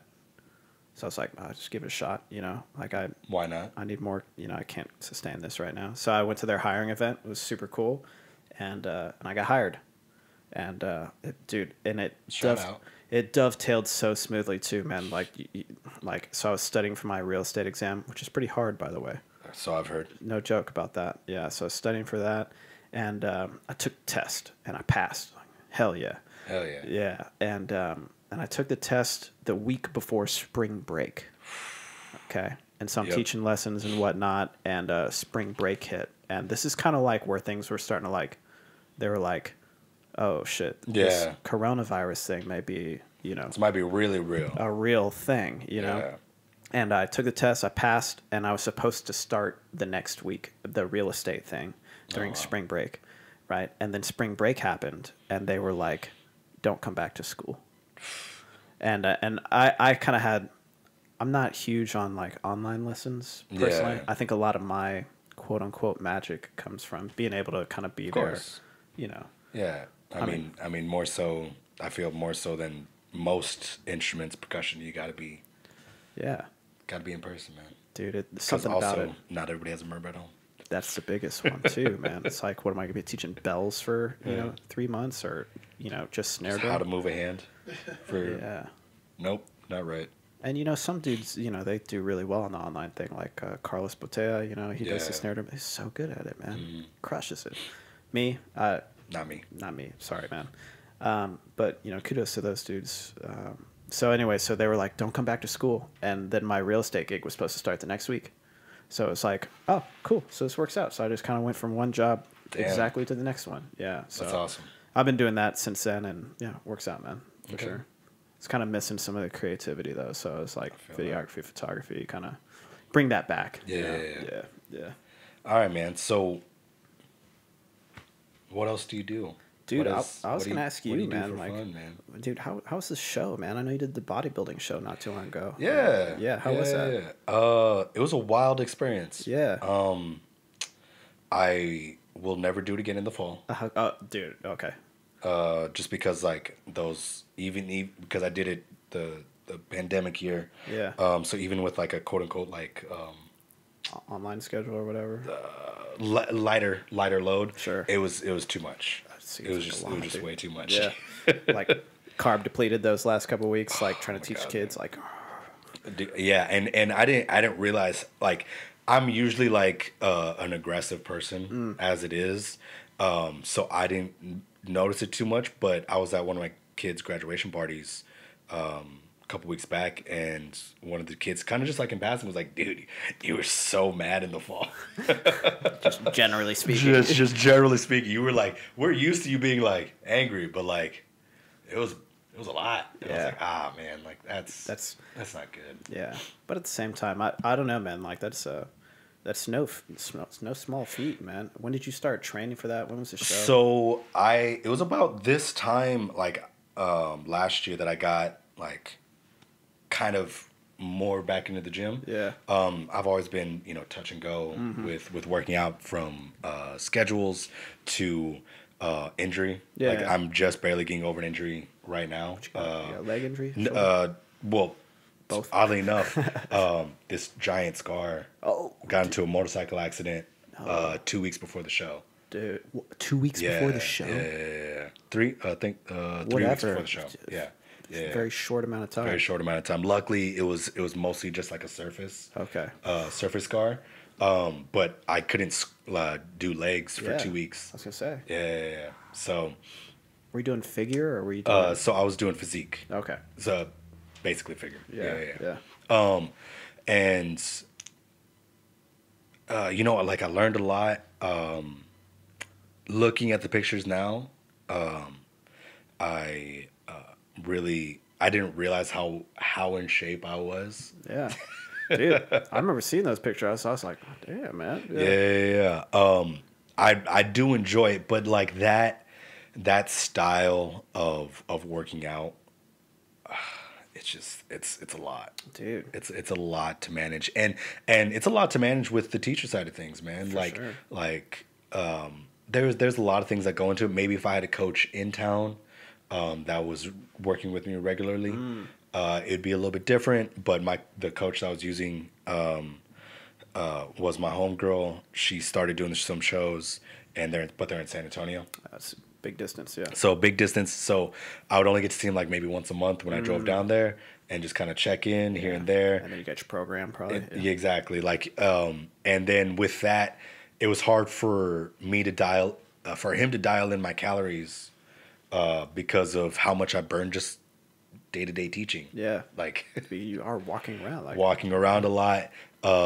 Just drumming burns an odd amount of calories. Yeah. To like some days like I'm drumming heavy, so like I'll burn like an extra 50. Yeah. And some days I don't drum at all, so like I have this 50 that I didn't have yesterday. Like Right. so, I didn't get the full experience. Sure. That I'd hoped for. And then plus, like I was at a small gym that there's one squat rack. I was working out in the mornings, Oh, man. so I didn't get to do like a lot of max reps. Yeah. So like I missed out on a couple things here and there. But nonetheless, the experience was great. Yeah. And like it was, I thought I was gonna be nervous walking out on that stage. It was badass. You were like out there, like, dude, I've worked for months for this. Exactly. Yeah. All in all, it was a 12-week program. 12 weeks. Yeah. Did you have a posing coach? So that was a part of the coaching. Nice. as it was. Posing is no bullshit. No, that dude. is Dude, it's no joke, man. That is some. It was so I was when I went down there the one day, it was like I think 2 weeks before the show. Yeah. To like really like kind of work on it. Yeah. I was in the because this dude's smart, man. He's former bodybuilder. He does a lot of the male stuff. His wife does a lot of the female stuff. Nice. They own a supplement shop. They run an app. So like they're business. Power couple. Yeah. Like they have it figured out. And then at the back of the supplement shop, they have like some mirrors to help with the posing. Dialed in. Cool. Dude, I'm back there and I'm sweating my ass off. About to pass out. Yeah. From just posing. Yeah. Dude, that's man. One of my buddies in college, he was on the drum line. Okay. He played snare drum, and he was doing a show. He was competing. Hell yeah. And it was, by the way, he could not rotate his left hand at all because he was just so pumped on it. Yeah, it was beefed out. just it couldn't rotate. Just didn't have that range of motion. Anyway, sorry, Dakota.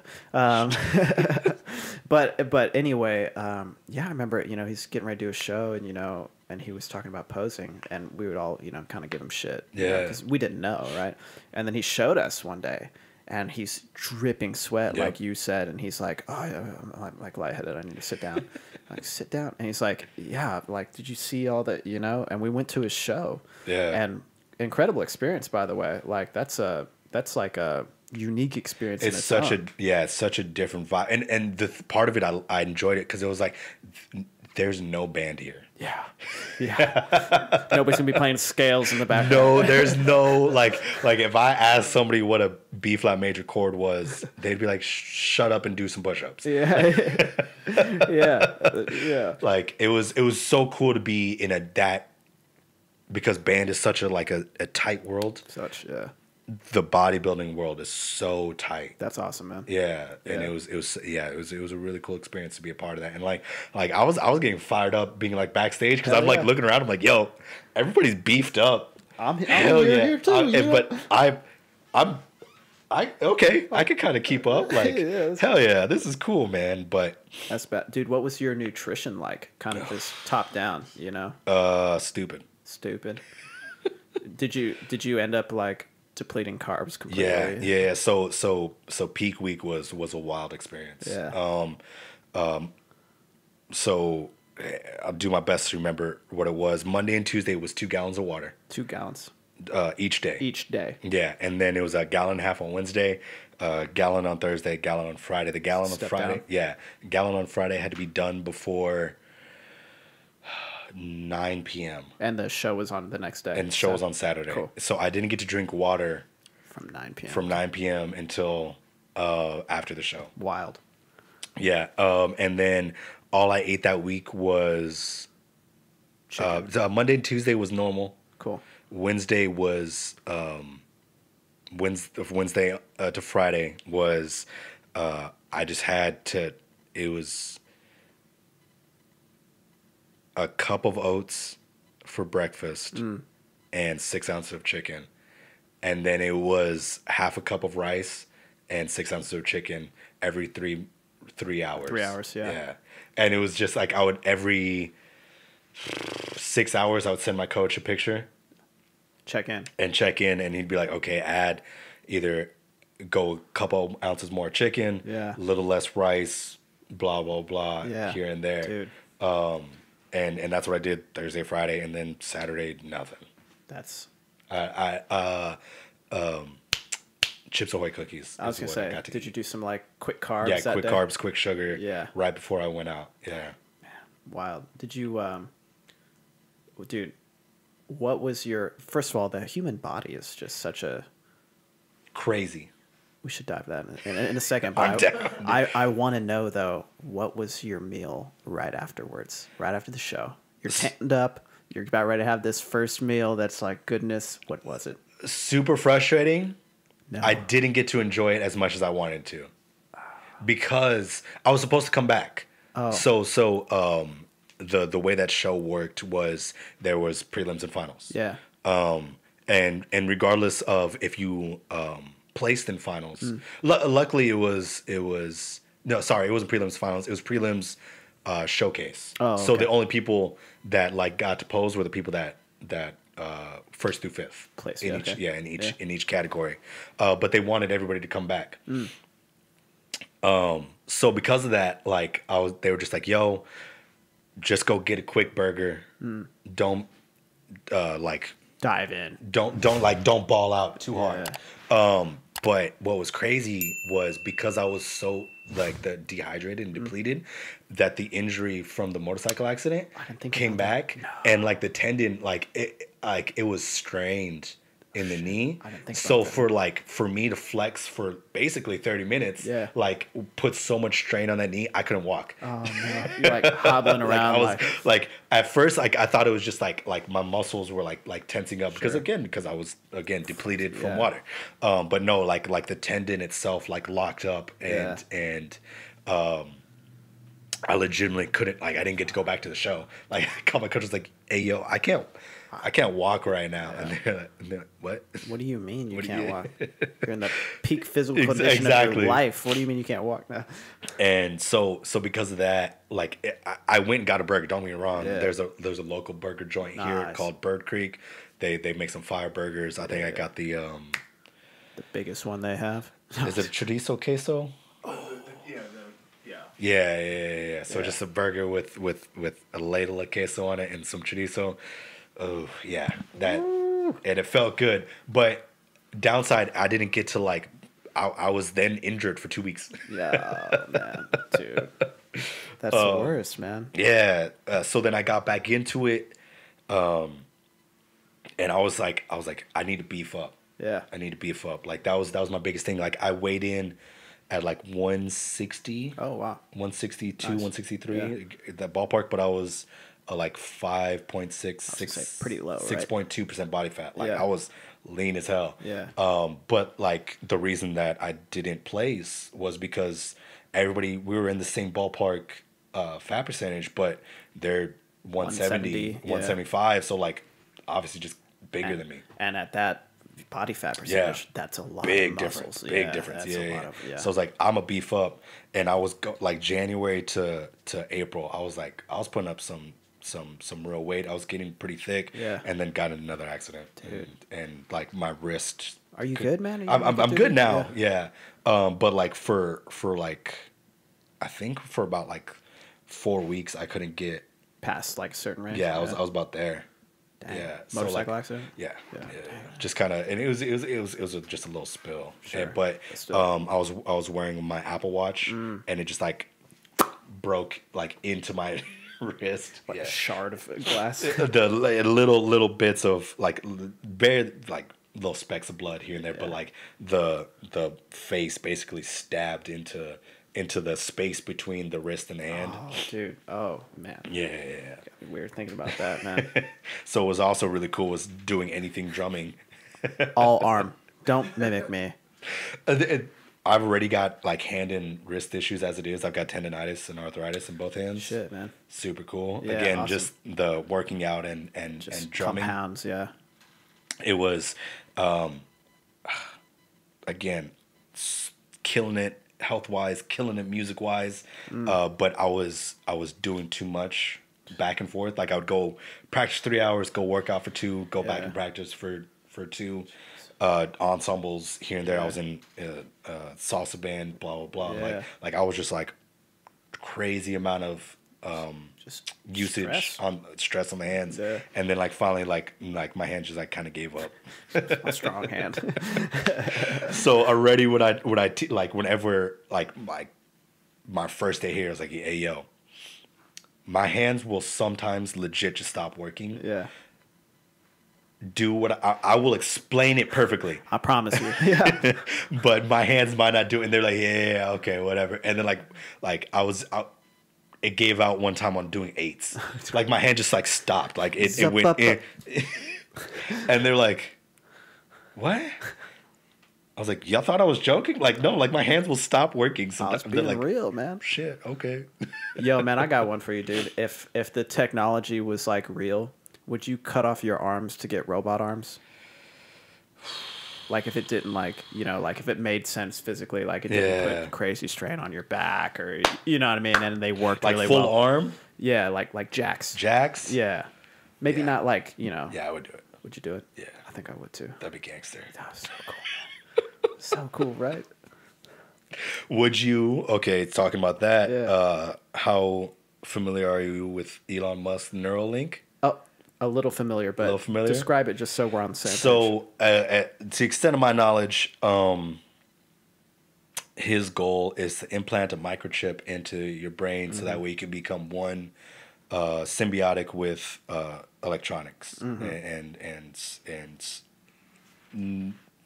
wouldn't necessarily need a phone anymore. Like you would just be plugged in. You're there. Yeah, you're there.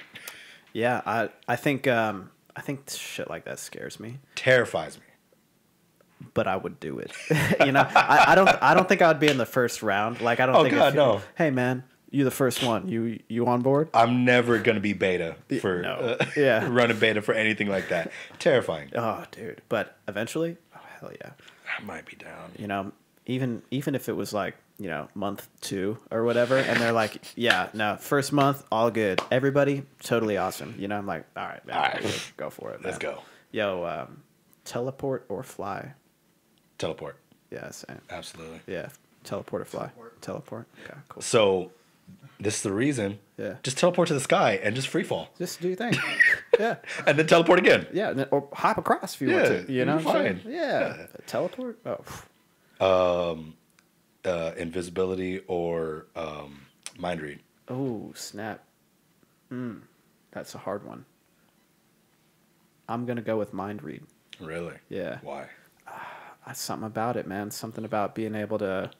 I've always been interested in like how other people think. Yeah. Like, you ever think about that? Like, absolutely. How you think? Is that how he thinks? All the way. So I think just all the way, all the time. All the way, all the way, all the time. All the way. I think literally just to solve that curiosity for no reason other than that. What about you? I agree. But I am so in my head as it is. It would be too much to be like I'm in my head and in your head and in your head. Oh my god. Could you turn it off though? That's the big thing. Like, or is it always just kind of like? I don't know. Can Professor X, can he turn it off? He's got to, right? Okay. Yeah. Maybe. With a little training. A little cerebro action. What about you? You going invisibility? If I could turn it off, I'll go mind read. I'll go mind reading. For sure. Yeah. Just a better gauge of the room, man. Yeah. Oh, that's fair, man. What about you? Probably go invisibility. Yeah. Again, I'm like 2 in my head too. That's fair, dude. I'd be like constantly like listening to everyone's thoughts Yeah. and trying to like understand everyone at the same time. Would be too much going on. No wrong answers, I don't think. Yeah. You know what I'm saying? No, absolutely not. Yeah. Yeah, man. So what's where are you at with physical health, well-being? Yeah. I'd like what is your thing? I fucking love it, man. I'm a bot. Like I'm definitely like a. I don't want to say hippie. I don't think hippie's the right word, but definitely like a health nerd. Okay. Like, yeah. I actually brought you some stuff, man. Oh, I don't know if you're into the.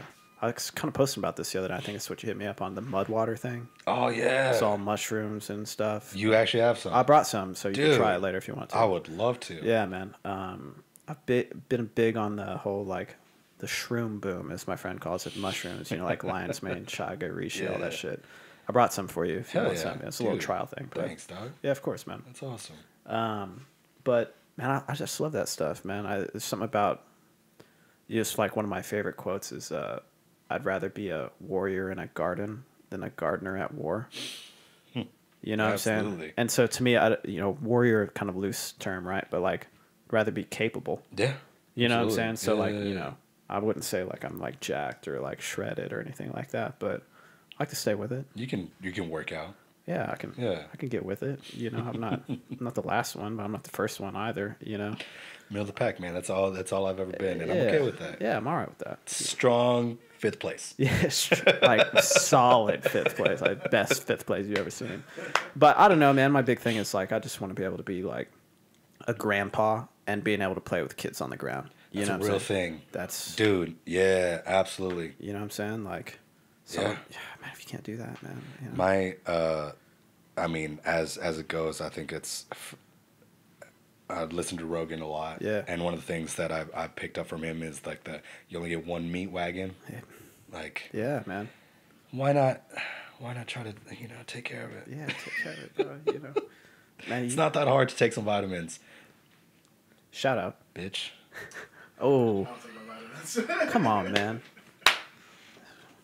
He just takes and then my our other buddy, the assistant band director, at the high school, he runs marathons. Yes. Dude can, runs his ass off. So I tried to take vitamins. Oh, okay, here we go. I tried several different kinds of vitamins, and every time I tried them, I always had this like weird hot body feeling, like I felt like awful during the day, like after taking them. Acid reflux or something like that. I guess it was that, but weird. I was like, I didn't eat anything weird that day, but I was like, I didn't feel good, and I was like, I tried different kinds, and I was just like doing kinds like multivitamins, and none of it ever like felt good. You don't take multivitamins. Multivitamins are fake. Well, you take individual vitamins that build up to the multi. There's a reason why I take 12 vitamins every morning. Yeah. Yeah. God damn it. It's a lot. Take your vitamins. At least we know that. Yeah. He knows that that's what he should be doing. He just actively chooses not to. Man. Yeah. And it's the same thing with my boy, the other Markus. Yeah.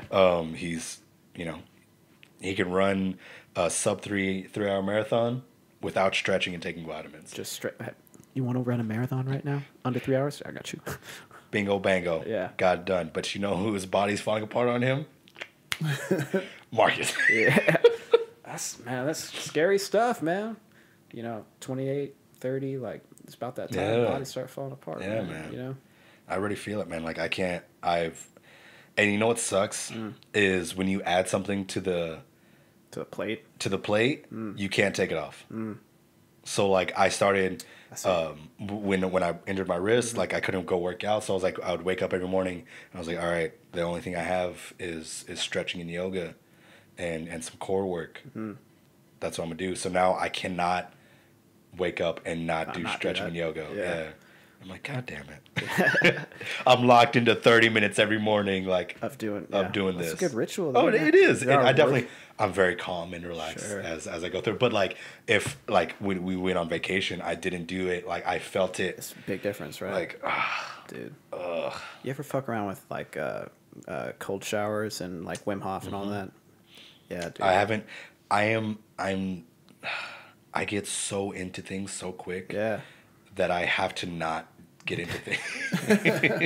That's like I'm gonna go full force into this. Yeah, I can't do. We've talked about this multiple times. I don't know how to do things casually. Sure. Like I'm like. There's like 12 ice tubs out here. Like that's why it's like, oh, I'm a workout. I have the money to be a bodybuilder. I'm gonna be a bodybuilder. I'm gonna go do that. All right, whatever. Yeah. And then I tried to flip around, and the goal was to then 2 months later do the marathon with my boy Markus. And I truly believe I would have been able to do it. More fair. Actually, this wasn't a big deal. It was the week we were supposed to do it was snowpocalypse. Oh shit. Yeah. So like I'd been running. I'd like been kind of getting back into it. I was doing soft 3 mile, 4 miles here and there, and then we had to take a full week off. That's just And then we get into it, and the day that we ended up doing it was still pretty cold, and then the tendon thing came back. Flare it up, man. And I was only able to do the half marathon with that. At least you got that. Yeah, but I'd already done the half marathon. Okay, I did the that's half fair. marathon by accident last year during quarantine. Like, oh, oops. Legitimately, I was just like, I'm gonna go for a run today, and I just 13 miles later, like, oh, I was like the farthest I had ever gone was 8 miles. nice. So I was like, let me shoot for 10 miles. Yeah, And the way I run is I run in a straight line. nice. So that way I have to run back. Yeah, makes sense. Right? Yeah. It's very basic Simple. logic. Yeah. Foolproof logic. So I get to the 5 mile, the 5 mile marker, and I was like, I feel good. I got a little bit more. Let's keep going. And so I go to 6, and I was doing the math in my head. I was like, half a marathon is 13. So I'll just, So if I just do 7 yeah, and run it back, that's a half marathon. that's a half marathon. YOLO. Yeah. And I did it. And ran back, and I was and mind you, no water, just free balling it. Hey, man. Yeah, and I did it, and it was about I think 10 and a half minute miles. That's really, good. Solid for somebody that doesn't Not run. for no setup or anything, you know. Zero setup, just like today I'm gonna Casual, run. yeah. So I did that. I've done that now 3 times. Oh, shit. Just done half marathons. So that's why I was like, Oh, yeah. let me get Let me get the full one. Yeah. I got that. That's light fair. work. And then my knee was like, no, you don't. Let's not do that, dude. So still waiting. I think that'll be my like fall Project, kind of. athletic goal. That's good, But man. we'll see. I mean, that's, big bounce between, the competing bodybuilding Yeah. and, full marathon. Did a Spartan race Nice. How was that? 2 months ago. I think that's my shit. Yeah. Yeah. It's like the good combination of like, there's enough cardio here, but enough like shit in between. Exactly. To, like, yeah. To like really, really get after it. And that felt good to like, it's a strong balance of like, you need to be able to lift enough to like get yourself up a rope. Yeah. But you also need to be in cardio enough shape to run this 3.5 mile course. That's. I've always wanted to do one of those, man. I've never kind of made the time to do it. I suppose, Neither did I. One of my kids hit me up. Like, hey, man. He's like, there's this local one that it like his family was some original supporter of it. Sure. So like that's why he knows of it. Yeah. So he's like, we were gonna do it last year. Didn't happen. Pandemic. And then this year they got to put it back on. So Like, well, yeah, man, fuck it. Yeah. Get after it, Dude. You ever think about martial arts, man? So grew up doing it. Oh shit. Yeah. No shit. Doing what? Yeah. So I did kung fu for a little bit, real loosely. Seriously. Yeah. Okay. American wrestling, real loosely. Cool. Judo and jiu-jitsu. Oh, mostly on the judo side. Yeah. Of it for about a year and a half. Yeah. Jiu-jitsu kind of intertwined in that. And then kickboxing. American kickboxing for another. We should spar, man. Dude, I love fighting. Do you watch UFC? Did I finally find my friend? I'm sorry, man. I'm regret to inform you. Damn it! I don't follow the UFC enough. I love training. I love Muay Thai. I love it all. Yeah, I think jiu-jitsu is definitely my next thing. Yeah. Get ready to move. I'm getting ready to move closer to like 10th planet. Oh shit. Yeah, so You lucky. Ugh, that's the only reason why I'd go to Austin. I had my eyes set on that for a while. I live so far away from it. It'd be like an hour there, hour back. I just don't want to kind of commit that time. But I'm about to be like 10 minutes from it. So I have to. yeah. You have to go. As soon as I found out I was moving to Austin, I was like, oh, so I should probably train on it, right? Yeah, 100. Oh my god. I would love to go. That's one of those things that I want to go and get after. I think I told myself that I was gonna get a bodybuilding trophy before I was 30. I got 2 more years. I think that's still at least want to do maybe like 2 more shows. Dude, totally what comes. But not during the fall. Not during the fall. So like, do what you're supposed to. Bulk in the fall. Do the spring shows. Nice. So, and honestly, I was looking at doing one at the top of June, just this past month. And I think I could have maybe got into it, but again, injured. Blah, blah, Yeah, blah. man. But what's that type of training that on it promotes. It's just like some functional shit. Functional training. Yeah. Is I think is the longevity thing. For sure, Yeah. man. Yeah. I've done some of those like style workouts, like, I got the kettlebell, just kind of imitating some of the moves that they kind of got going on and string along some programming like that, but never been there and trained there and done that. And I think somewhere between that and, dude, I would just love to be the 50-year-old guy who's like a black belt in jiu-jitsu. Yeah, dude. Gangster. That would just, you're on the ground all the time. That fits the whole, being on the ground as a grandpa playing with kids thing. It fits that paradigm. I just think, jiu-jitsu's definitely got to be the next I feel thing. that, man. Hell yeah. I would love to come and spar sometime. Yeah, dude, just I'm spar super right into now. it. No, Dude, put it on camera. I have my gear somewhere. I would have brought mine if I mouth guard and everything. I don't. Nah, I'll be fine with that mouth guard. Yeah, all right. Go straight knocked out. hood fight. The really something that like is really fantasized in my head is can I say I bought a house? Did I take You're working on buying a I'm house, working on buying a house. Working on buying a house. Yeah. I was supposed to be in a house. This episode was supposed to be in the house, but people suck at their job. Real estate agents, man. Yeah, man. And actually, the real estate agent, it wasn't the problem. It was the mortgage broker. Oh, that's fair. Yeah, bitches. Fantasizing this idea that I was talking to one of my buddies about working out, and he was quoting Jason. I think it was Jason Statham. He's like, you don't need to go lift all that stuff. You know what? Just like if you just eat well, you drink water, and you go do like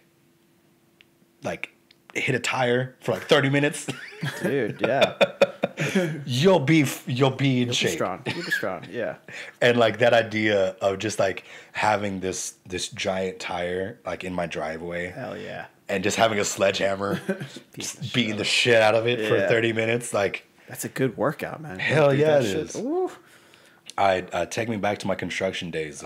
Dude. Of like putting up a fence. Oh yeah. And or That's like no digging. joke, Yeah, man. like having to dig the hole of Fence post. to do the fence post. Yeah. And down in the Texas summer, whoo, baby, that's a no different kind of workout, man. That's no That's joke. a different kind of workout, man. That's hard work, man. Hell yeah, and yeah, so that's part of the fantasy of owning the house is just getting to get a tire, do a couple tire flips, Just flip it out, take the shirt off, pull the sledgehammer out, beat the shit out of it for 30 minutes, yeah. get a good sweat, and then be like, all right, Man, like this done. new guy moved in next door. I can't tell if he's like super nice or just like really angry all the time. He seems really chill, but then he beats the shit out of this tire. Maybe that's where he lets it all out. I don't know. Yeah. And that's the goal, Dude, that's cool, man. Though you got to like, hopefully, it's, finishes up soon. Fingers crossed that everything goes well. And Is it here in town, or? Yeah, man. It's actually like 3 blocks that way. Oh shit, that's awesome. Yeah, That's really, badass. Really Man. convenient. Congrats, And, man. Thanks, that's man. huge, I appreciate dude. it. I don't know why I got into my head, but then like I got into my head that I'm gonna buy a house, and again, I'm a psychopath, and when I get something in my Commit to head, it, yeah. I get full committed to it, and the reason why particularly that I'm looking at this house is that there's a built-in studio to the place. Yeah. For whatever reason, this guy decided to convert half the attic to like a upstairs living space. Oh, snap. And it's like a really sizable space, and I was like, man, this is perfect. And just throw some soundboards. Just throw some soundboards on it. Like we kind of redesign the studio a little bit here and there, but like just a really easy transition. That's awesome. Because I was telling my real estate agent like, because we were looking at 3 bedrooms. Yeah, I was about to ask. Yeah. Standard, because like I can't afford too much. Obviously because I'm a single dude. Blah blah blah. So I was telling her, I was like, I just need a recording studio. Like one room needs to be a recording studio. Dedicated, yeah. And if it's anything like the apartment that I'm living in right now, like I could just convert the masters, not a big deal. Sure. And then like this house came up and it's still a 3 bedroom. Plus the upstairs studio. I was like, oh. No brainer. Yeah. No brainer. I need like this is the one. And plus like I'm a big foodie. Yeah. The kitchen is big kitchen. big kitchen. Yeah, dude. so excited Man, for that. prepping all that food, man. You know what I'm saying? Like, can't be skimping out. You know, Can't be skimping out on it. got The only downside is not a gas. I was about to. That was literally my next question, man. Dang. Oh Can't well. get everything. That's fine. You got more counter space. and Exactly. Shit, though, right? Got a lot of counter space. Nice big open floor plan. Yeah. Like part of the reason why I'm getting screwed up is it's just recently completely renovated. Oh, cool. Yeah. Well, I mean, good, but also that sucks that it kind of held things up. Yeah. It is what it is. Shit, dude. There's been a couple of those. Yeah, man. Yeah. I've gotten this vibe, and like I was trying to as we were leading up to this, I was trying to remember like where we first met. Do you remember? I could not recall. Oh, dude, I've got it down. Do you? I've actually told Please. this story a couple of times.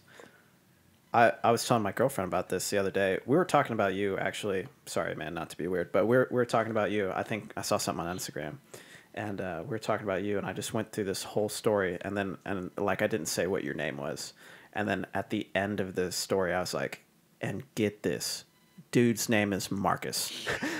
And she was like, no way, you know? So this is what it was, man. I can't remember what show it was, but it was in San Antonio. We were at a band show, and you were working the show. I think it was the regional. That's right. And you were That's what it standing there, was. and it was cold that day. Yes. Or it's not warm. And I had shown up, and I needed some help doing something, and I ran into you. That's right. And I asked you, and we just started talking. Yeah. You know, just bullshitting or whatever, like two dudes do. Yeah. And you had short hair at the time. I had short hair at the time. Yep. You know, got the brown skin going on. You know what I'm saying? And it was like, oh, it's super cool. And then, you know, you said what your name was. And I was like, shut the fuck up. This dude's name's not Markus. You know? And man, I don't know if you remember this, man, but it was like we were dragging in the day a little bit. And I had some downtime, and I had my car. And I was about to go get some coffee for myself. And I asked if you wanted some coffee. And you were like, right. dude, I would love some coffee. I went and got some coffee for you, but I couldn't find you when I got back. I just had this extra cup of coffee, and I was like, God damn it, he's never going to know that. Like, do I just leave it? You know, I gave it to somebody. Put it. Hopefully he finds it. Yeah, man, I brought you a cup of coffee, man. That's right. I like for whatever reason the only memory I had was like seeing you at Tripping Springs. Yeah. And like you just pulled your hair down. I was like, and like my hair was up, and I was like, oh shit. But I was like, I knew I'd met you beforehand. I was like, what was it? That's right. What was it, dude? You were that, and that's when I saw the front ensemble because I was like, why is there 6 marimbas? And Yeah, whatever, man. And I was probably saying something like, I think I remember seeing you in the lot, and I think you said something, or you had like this face. You know this face. You know like you know the best compliment one musician can. Yeah. The stank face. The stank face. Yeah. All right, man. Right. And I was like, I probably walked back and I was like, sound all right? That like it's kind of dirty, but you know, and I'm sure I was just like, you know, in my head about it or whatever. But yeah, man, that was the day, and that's crazy. I think we added each other on like Instagram maybe a little bit later down the way, and it's definitely been a lot of overlap. Yeah, just man. In terms a lot of shows. I mean, you were working on Monarch. I was working on Violet Crown. Yeah. We'd see each other at across Texas. Just and everywhere. then I was up here in Temple, Yeah. down in Vandergriff. Yeah. So Super close. Yeah, man. Both named Markus. it's another Marcus and Marcus. Brown team. skin. What is your ethnicity? Filipino. I was gonna ask you too. You got a little Filipino? in I you? don't. What you got? Puerto Rican. Puerto Rican. Yeah. Straight up, or you? Like Puerto Rican, Mexican, Spanish. Okay, A little bit of everything. yeah. I actually got a what's it called? Ancestry. Oh shit! One of .com those, thing. Yeah. Nice. Yeah, I got the kit, and I haven't done it yet because I got it like 2 weeks before I was supposed to move. So I just threw it in a put it box. away, yeah. But now it's like Well. I could have done it. Yeah. Whatever. Yeah. So I'm gonna wait until I'm in the house to Dude, I kind of want to get do that one of done. those, Just man. because it's like everybody's literally like, are you half black? Yeah, what? Half white? Yeah. You Filipino? Yeah. You what are you doing here? And even when I like stand next to Puerto Ricans, like there's enough of a little bit of extra sauce. It's like, it's not quite it. It's like there's no way there's this much like extra sauce just from being Mexican. Right, like, right. Like there's like I feel like there's got to be something else in there. And my parents are, they're like, nah, man, that's what you are. I'm like, Yeah. I don't know. But what are you actually? Yeah, and they're like, it's like grandma, grandpa, like never really Somewhere. talked about it. Yeah, So. it's a hidden secret in Yeah. the old family genes. That'd be interesting to. I think I want to do that too. Do it, man. Just because why not? And then also like to help the culture. There's actually not a lot of apparently there's not a lot of like memory bank of people of color in the ancestry.com Makes sense. Yeah. like a registry. Yeah. Like obviously there's mad white people because Sure. white people did it. Yeah, and everybody's trying to figure out like I'm half Irish and half Scottish, right? Or like exactly. it's like there's a lot of brown people out there too. A lot of brown people. Like and a lot of the same like I think a lot of like the brown folk, the Latin folk, the black people, like don't have that strong memory bank, and then like there's not a lot of Asian, but then also like a lot of Asian is kind of tight within their community. So it's like one of the podcasts I was listening to, the girl is she's Vietnamese, and she did the test and it came back like 98% Vietnamese. And she like told her mom, she's like, mom was like, well, yeah, I could have told you that. What did you expect? We came from Vietnam. Yeah, it's literally like for hundreds of years. Your great grandparents, yeah. Yeah. No, I'd be interested in that, man. My mom's from the Philippines. My dad's from Ohio, so interesting mix, I'm sure. Like same like you. It's like racially ambiguous. Yeah. It's like line me up in a lineup of Filipinos, and I'm sure that like this dude's not one of. That's not right. He doesn't go there. Yeah. Who do you know here? So yeah, that'd be super interesting to check out, man. Puerto Rican, huh? Yeah, man. Cool. Yeah. You ever been? I haven't.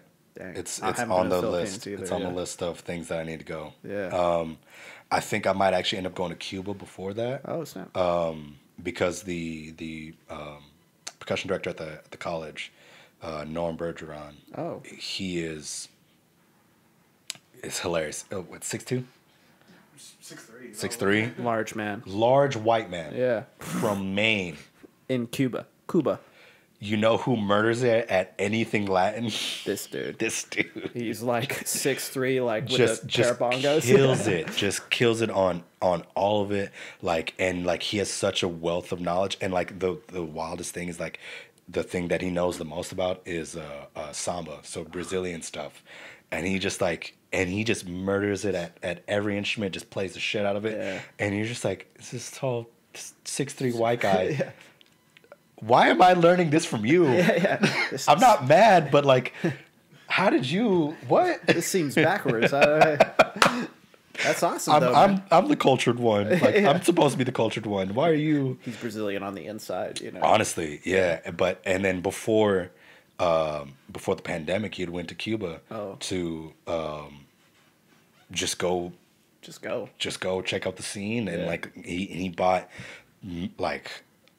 I think he spent like $500 on instruments, and just like all these crazy maracas and like cowbells, like all handmade stuff. Yeah. Just beautifully sounding like stuff. From people on the street. Yes, he saw the dude make it. Right, yeah. Will you make me this right now in front of my face, actually? Yeah. Like he got a bongo bell from a dude like one of these like the guys. Yeah. And like he goes to, and his house is where he makes it, and so he's just walking through the dude's house, and he just got bells scattered, just all over the place, and he's just like, yeah, what are you looking for? Yeah. Like something a little bit dark like this. Yeah, how about this one from up here? And grabs it from out of nowhere. I'm like, yo, I need to go with you and experience that, because that sounds badass, man. Yeah. Like if we're talking about percussion, if there's one thing that I could do for the rest of my life, it's play salsa. Oh, dude, that's a good time too. Yeah. Man. Like no one's ever playing salsa music and like angry about it. You know what I mean? Like nobody's there's no melancholy conga player. Like that doesn't exist. This is actually a really sad song, but like, well, no, actually. No, it's not. Yeah. It's just slow. You know? It just, yeah, man. It feels, Dude, it feels so good. There's something so just like innate about that. It's nothing like playing a djembe or conga, and just like there's something that about it that just feels right. You know, Feels whole. yeah. I feel complete. Circle of trust, baby. Yeah, all the way around. Yeah, man. Hell yeah. If there's one thing percussion wise for you, You know, dude, I'm gonna have to say the same thing. Actually, Really? yeah. There's just something about it. I've never like taken the time to study a bunch. yeah, But there's something about when I do get into like a 2-month period where I am playing a lot of combos or something like that. You know, it's like, dude, this just feels. There's like a primitive aspect about it that just kind of brings you to like, oh, I'm just like this dumb meat sack doing the most advanced thing on the planet, which is playing these weird patterns, you know. And it's like, oh, something feels really good about this type of music. You know, everybody can relate to this. exactly. You know, like piano, marimba, whatever. Like you got to kind of be of a, you know, Certain level of certain, you know. yeah. And you're certainly not going to understand the music theory behind it if you're just some Joe Schmo. You Yeah. know? But everybody can understand this. That this feels good. Yeah. You know what I mean? Like, yeah. So, Man, if you do a deep dive, man, I fell in love with bata, which is the Cuban style of hand drumming. Oh, okay. And types of drums, and they're almost like hourglass shaped. okay. But there's a bigger side on one, and then a smaller Smaller side on side? the other. Yeah, and like the way that like the thing that I love about Latin music is how everything is stacked on top of each other, and it's not like. And it's like the layering is different than like the layering that you do in like a concert band so or much a marching different. band. Like Yeah. it's like one dude's rhythm is boom, bap, boom, bap. That's all he plays The entire the time. entire time, and he just sits there. And like fundamentally, One of these drums, bata. those bad boys, yeah. okay, So those are no bata shot. drums. Yeah. And you know they sit them across the lap, and Yeah. then so you got the low side and then the high side, Yeah. but if you just single him out, like that's quote unquote boring. Sure. But you have him with the other two drummers, and then you have the accessory guys on top of that. So like, and then what is the top drum? The middle drum is eighth notes. Boom, bop, boom, bop, and then the top drum is da da da da da da da da da da da, and just like, it just feels so good. And we've talked about this before, like, right? Did we talk about this, like the cyclical nature? Yeah. Yeah, like there. There you go. Oh, yeah. I dig that. There's just three guys playing drums. There's no real downbeat, but it's just like you just feel it. Kind of morphs through Just time. yeah, It's- just yeah. there's again that cyclical nature of just like the inherent head bob. Sure. Yeah. It's just going to happen. Yeah. You just immediately just start feeling it in your body, and you're just like, yeah, this feels good. Like this, Yeah. I want to stay here. I want to be a part of this. Like, Yeah. Dude, man, there's something about it, man. Dude, I was at an Afghan wedding not too long ago. Yeah, I know, it's so strange. It wasn't a wedding. I was videotaping it. I was shooting it, but it was an Afghan engagement ceremony, which they have a Okay. whole ceremony for. It's like a Wow. whole evening. Yeah, and it's actually crazy. The couple, like, they sit up on this stage that's above everybody else, and it's basically it's a shower. Everyone else comes to shower them. oh wow, The couple, like, hell yeah. there's like money thrown and everything. Like, I shit you not. Like, people are throwing money at the couple, and they bring them gifts and things like that. It's beautiful, actually. But regardless, it's an Afghan wedding, and there's a lot of tabla. Oh, You know, and immediately you say tabla, it's like, okay, this is intricate, it's complex, and it doesn't have meter. nope. You know, and they start playing music, and I'm like, percussionist in me's like, oh, yeah, like, it was just like the coolest. Like, there was a lot of stuff in like what resembled 5/8 Yeah. You know, like, but it wasn't quite In the style of yeah, a la 5/8, you know. And there was one traditional dance in particular, and I had to look it up. I think it's called the Adon. I'll have to look it up later, but it was a traditional Afghan dance, and man, it's an old enough of a dance that not everybody knew what was happening. So like all the younger gentlemen that were there, like didn't quite know what was happening, and it was definitely in like a 17/8 kind of situation, and they had this part where they would like kind of come to clap out here, and there'd be a series of rhythms, and then they'd have to come to clap down here. Oh, wow. But it was so not in 4/4 that you could tell the people who grew up listening to a lot of 4/4. Yeah, right. They're having trouble like getting past that. Oh man, they were like, like 28 people clapping at different times, right?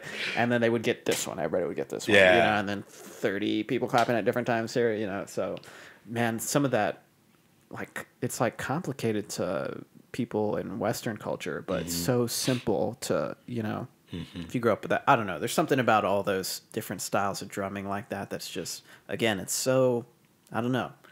It's innate. It's primal. It's just it's part of you, and is that it? this? Yeah, it's a ton. A ton, yeah. Doom, doom. It keeps changing, yeah. Oh yeah, I have no idea what's going on. Yeah, but like, hey, clap on the downbeats, all right? Everybody go. shit, missed it. Yeah. Oh, there it was. Wait, how about, no. Doom, doom. Yeah, good luck, man. That's crazy. If you spend probably about 3 or 4 minutes listening to it, you'll start to like, okay. Yo.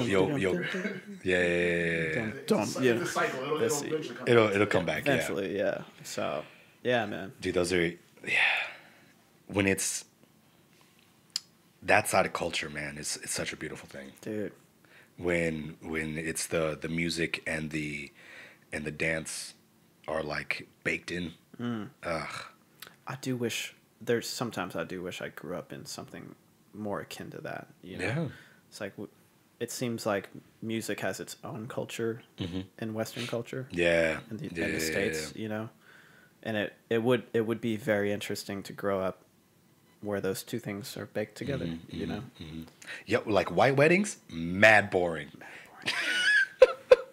Comparatively speaking, like dude. Indian weddings, go hard. Dude, they're crazy, man. It's such an experience. Like, and it's like 4 stages or something. Dude, it's I was listening to Taha talk about some different types of Middle Eastern weddings. Yeah. It's like, oh man, it's crazy, and like the get-ups and the oh man, so beautiful compared to like the simple like tuxedo and white dress. Yeah. Come on now. Yeah, like I want to wear like the Indian garb. yeah, seriously, just cause. Like it's beautiful. Oh man. And it's like it's like a 4-hour event for just the wedding, but it's not like the hour-and-a-half Catholic wedding where it's like prayers and up and down and up and Did down. you grow up Catholic? I didn't, but I've got. I did. Yeah, so I'm like on my PTSD. Like I've gone to 2 Catholic weddings this year. I had no idea. Like people always like told me like Catholic like services are mad long and this, that, and whatever. But I never experienced it. And I finally go to these weddings and I was like, oh we're standing up. Yep. We're done. Kneel your ass back down. And so now we're kneeling. Yeah, I was like, I can't keep. I'm just gonna sit here. Hey, stand up. Come here. Eat this.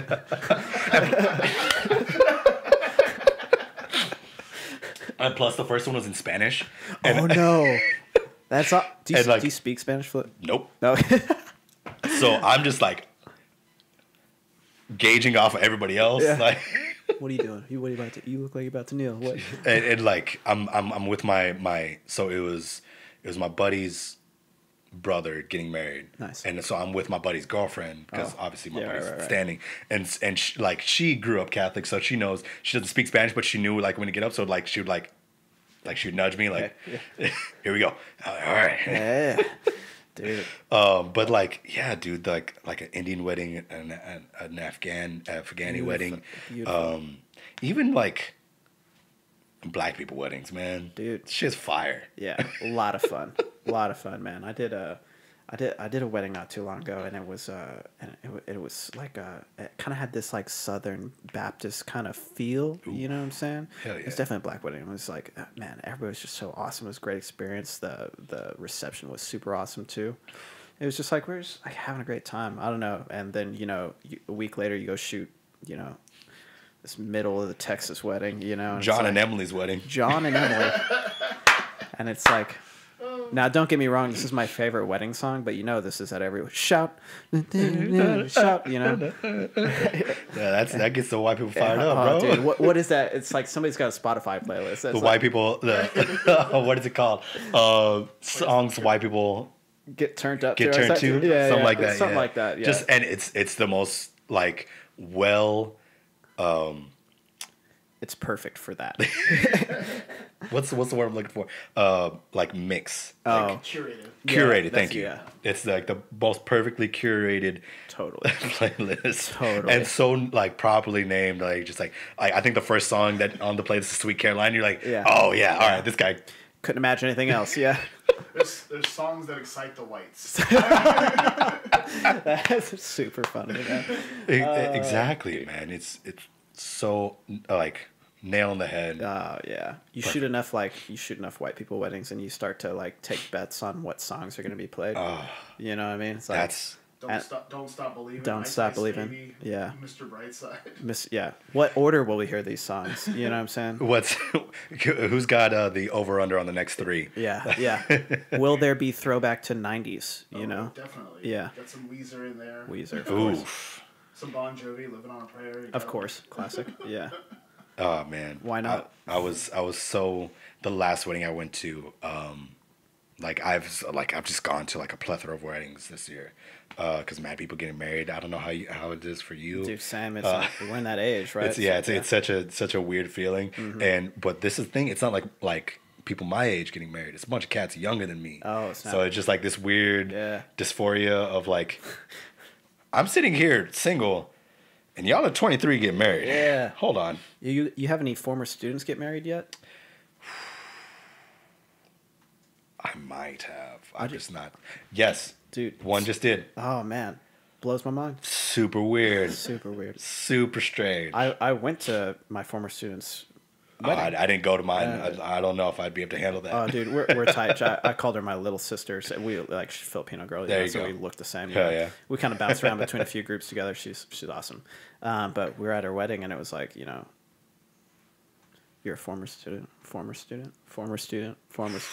in the group while I was teaching, it's just like, oh yeah, single guy, just, don't mind me, 30 years old, just hanging out. I'll just be over here, man. No, it's a great time, but still, it's a weird feeling, man. Weird. Yeah, it's like the kids that I went to college with, and like I saw them like grow up, and like your first party was at my house. Yeah, like I saw you drunk for the first time. Yeah, that was not a good time. Not a good time. And here you are now. You are getting married. Yeah. You've come so far. Maybe. Yeah, hopefully. Yeah. Fingers crossed. Yeah. But yeah, man, it's being at these weddings is sorry, that's what I was gonna say. This last wedding, it was, and I knew it was gonna be like the best playlist, and I'm so glad that it actually did like come to fruition, because like these people, just have they always had a good taste in like how events should go. Nice. But then also just like they liked dancing. Cool. So I think that's a big part. Like, you gotta like dancing if you're gonna have good dance music. Yeah. Yeah. Like, and if you're talking about, there's one thing that I'm not gonna give up. Like on my side of the wedding, like there are a few things I require. Yeah. I need an open bar. Yeah. Good food. Yes. Good DJ. Oh, dude. Classic. I have this theory that and so sorry, but a wedding's not a wedding without an open bar. Hot takes. It is Markus. a hot take. It's a hot take, man. But I will agree. I'm sticking with it for now. I'll agree. But I'm waiting to be proved wrong. But dude, I mean, to an extent, you could have an open bar. Like I went to one. I liked how they did it. It was a red, a white, 2 types of beers. Sure. 3 types of beers, and then 2 types of White Claw. Yeah, that's all you need. Simple, man. Yeah, simple. Right. I was at one. It was had 3 kegs. I mean, okay, yeah. okay. It's like kegs, that's fine. You know, whatever. Not a big deal. It's free. Somebody's there pumping it. It's fine. Yeah. You know, whatever. And then a couple of glasses. You know, it's like they had 2 reds and a white, and then they had a sangria. You know, it's all Hell yeah. whatever, man. Yeah, I'm down with that. Yes, open bar. I don't give a shit. You know. Yeah, like when you say open bar, it doesn't need to be like a club bar. Yeah. Like not full proper. Like if you do extra points, Sure. Don't get me wrong. Would you like Kettle One or Grey Goose? You know, it's like, well, okay. Well, shit. Now that I get the choice, I guess I'll go Kettle One. Yeah. But like if my buddies got married in August, and they had asked me, former bartender, so they didn't know what to get, and I was like, yo, just get whatever, like 2 types of beer, 2 types of wine, and if you want to get liquor, get a whiskey, a tequila, and a vodka. Yeah, done. You'll be straight. Done. Get like 3 handles of each. Yeah, cool. You're fine. And man. cups. And cups. Gotta get cups. and cups, and you're good to go. And call that your open bar. But you know, if you can do that, you know, you don't have to make it complicated. I guess you don't have to make it complicated. You get like cranberry juice, pineapple juice, Sprite, Coke. Yeah, done. Nobody's gonna be mad about that. No. And then dancing, like you said. Dancing. Oh man, such an important part. Such an important part, man. I'm glad you feel that way, dude. I have to, dude. So like side by side of fighting in martial arts, dancing. Yeah. Like those are big parts of my childhood. Oh man. Yeah, man. So like I gotta You have to. be able to get down. If you're not boogieing at a wedding, it's not. You know, it's like, what do you? I will. This guy gets it. He gets it. We got to go to a wedding together sometime. Bro. We'll tear the place apart on accident. Oh, man. I'm sure. Wedding crashers, except the Marcus team. You know? Marcus, yeah. Boogies at a wedding. Boogies, yeah. we're like 1 drink in, like, you know, like. Dude, that's all I need. Yeah. Just give me 1 drink, and I'm like, we need to do this. Somebody needs to. All right, I got you. You're Like, first, hey. I'm second. Let's go. You know what my big thing is at weddings, and I'm so sorry about this, but I get everybody to clap on 1 and 3. Why are you like that? I just do. It's like just one song. I have to get everybody because it's just such a funny joke within our community. Yeah. Like, oh, these stupid fools clapping on 1 and 3. You know, and you know, you see people like like Jacob Collier or whatever. They're like doing, and you know, somebody accidentally starts clapping on 1 and 3, and if God forbid the crowd gets on that, they'll throw in a 5/4 measure to put them back in onto the floor. Hilarious. You know, The level of musicality that you Yeah. have to do that. you know, and so for me, I for some reason I just think it's the funniest thing to get everybody to clap on 1 and 3, and dude, I sell it. I sell it so hard too, man. You know, it's like, you know, I'm dancing with, you know, everybody or whatever, like, and I'm bumping arms with, you know, the bride and, you know, parents or whatever. I'm like, yeah, 1 and 3 right here, and nobody has any clue. It's just Oh man, they do you're an evil person, but I love it. I know, I'm sorry, man. beautiful. So if we do a wedding together, you know. Dude, I'm down. I need 0 excuse to go to a wedding. Yeah, same. I love weddings. Love it. Love is so tight, and I Yeah. love seeing that. Who like going down the aisle? Who do you pay more attention to, bride or the groom? I pay more attention to the groom, generally speaking. Yeah, People sleep on it, man. dude, it's the best. That's Most reactions out of that, most reaction, man. dude. Because the bride already cried. Yeah, She cried all morning. yeah. Right? She was getting, oh my God, it's the day. Yeah. So when she's walking down the aisle, she killing it. Looking like a dime. Ooh, dude. But you know who's been kicking it with the boys and Yep. not really thinking about what's going on? Yeah. The groom. And he's Yeah. like, oh shit. And he sees that girl come out for the. Yeah. Hell yeah. Oh yeah, of course, dude. Even like when you're out dancing and stuff, man. You know, bride's like holding it together, but she's still looking pretty. You know, Yeah. she's doing her thing. You watch that groom. Sometimes you catch him, you know, like eyeing his bride, like, oh, you know, like, hey, like, hell yeah. oh, dude, good for you, man. Good for you. Yeah, man, I can feel this. You know. Dude, yeah, it's so cool, like getting to be a part of like all these weddings and like seeing that like the emotional availability, I guess.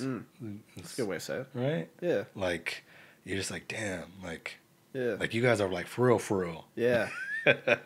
Yeah. I mean, sometimes that, you know, it's super hard to come by. Yeah. You know what I mean? It's like, you know, you see bad examples, you know, and it's super nice. And you can tell, too, at a wedding.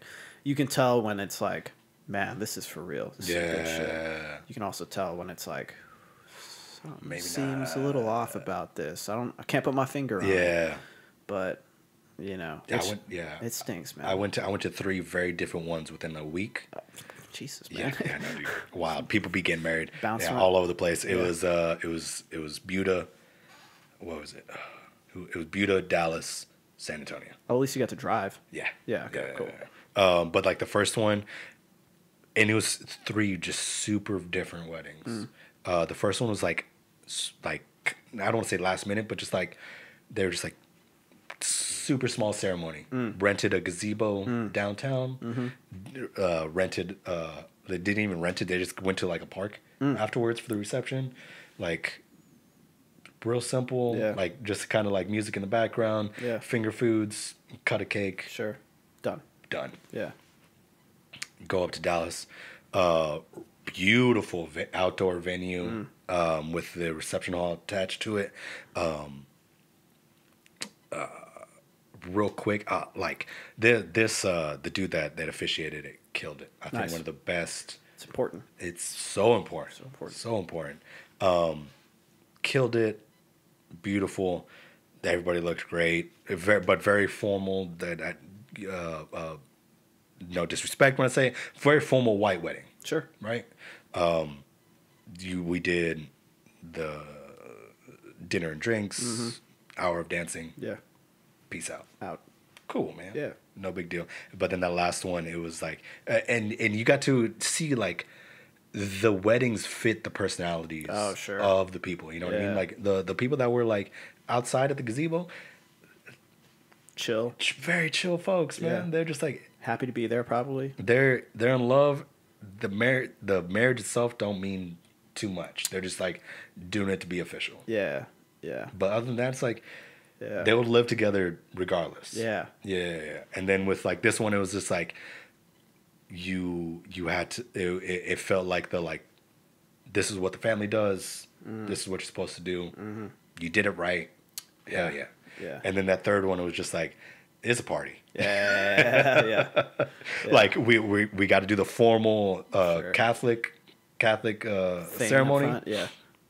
After that, 4:00 pull up to the reception. We're done at 10. Yeah. Jeez, that's awesome though. So at least everybody made it out by 10 though. That's a good, respectable hour. Very respectable hour. and if we're talking about timelines and stuff like that, I think that's the perfect time. 2:00. Ceremony, 4:00 reception, be done by 10. Everybody can go home, like get a full night's sleep. Nobody, like if somebody got to drive, it's not gonna be too much for them. Yeah. Dude, I'll say this, man, and I know you guys were talking about weddings a couple episodes back, right? I remember seeing it. I didn't watch the whole thing. Sorry, man. It's all good, man. But another hot take coming in, man. I think, I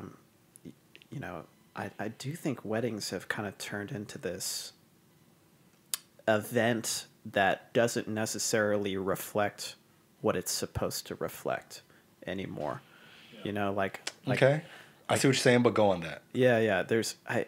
Sometimes there are certain things at weddings that we're doing this for tradition, or I'm doing this to please another party. Like my spouse's parents require this.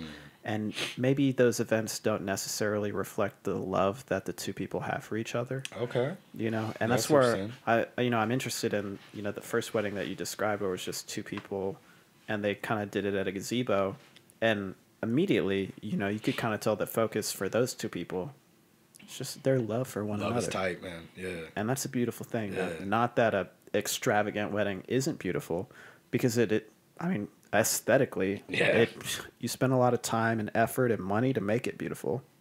But at the same time, that has to kind of funnel into the love that the two people have for one another. Sometimes I think I don't want to say a distraction, but definitely it takes away sometimes. That's not the focal point. Exactly. The entire time. No, I definitely get that. I get that. And so I don't know.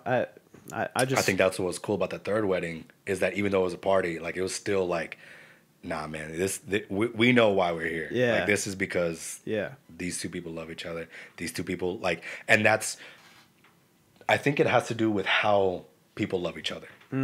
It's a good way to say it too. Yeah. You know what I mean? Like like the first wedding, let's like, you compare the first and the third one, right? Gazebo, they met. It's super casual. They're not extravagant individuals.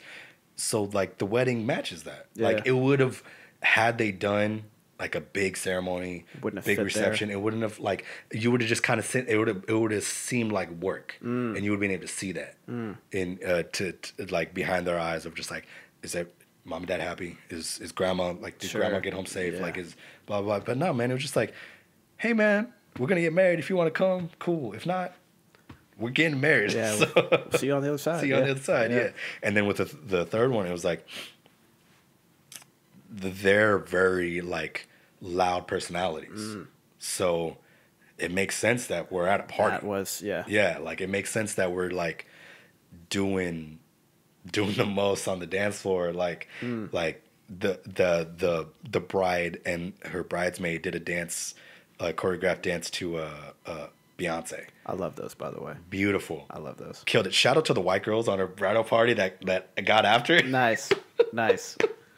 But like that made sense. Sure. Like I could not imagine seeing Something other than that. Yeah. Or like seeing somebody try to do that wasn't her. I see what you're saying. Like the wedding needs to match the type of love that the people are getting married. You just I'd like to clarify what I said earlier. Re-clarify. I'm gonna readapt to kind of how you said that. Like I think maybe what I was picking up on was a mismatch in the type of, the personality versus the maybe I'm gonna say aesthetic of the wedding.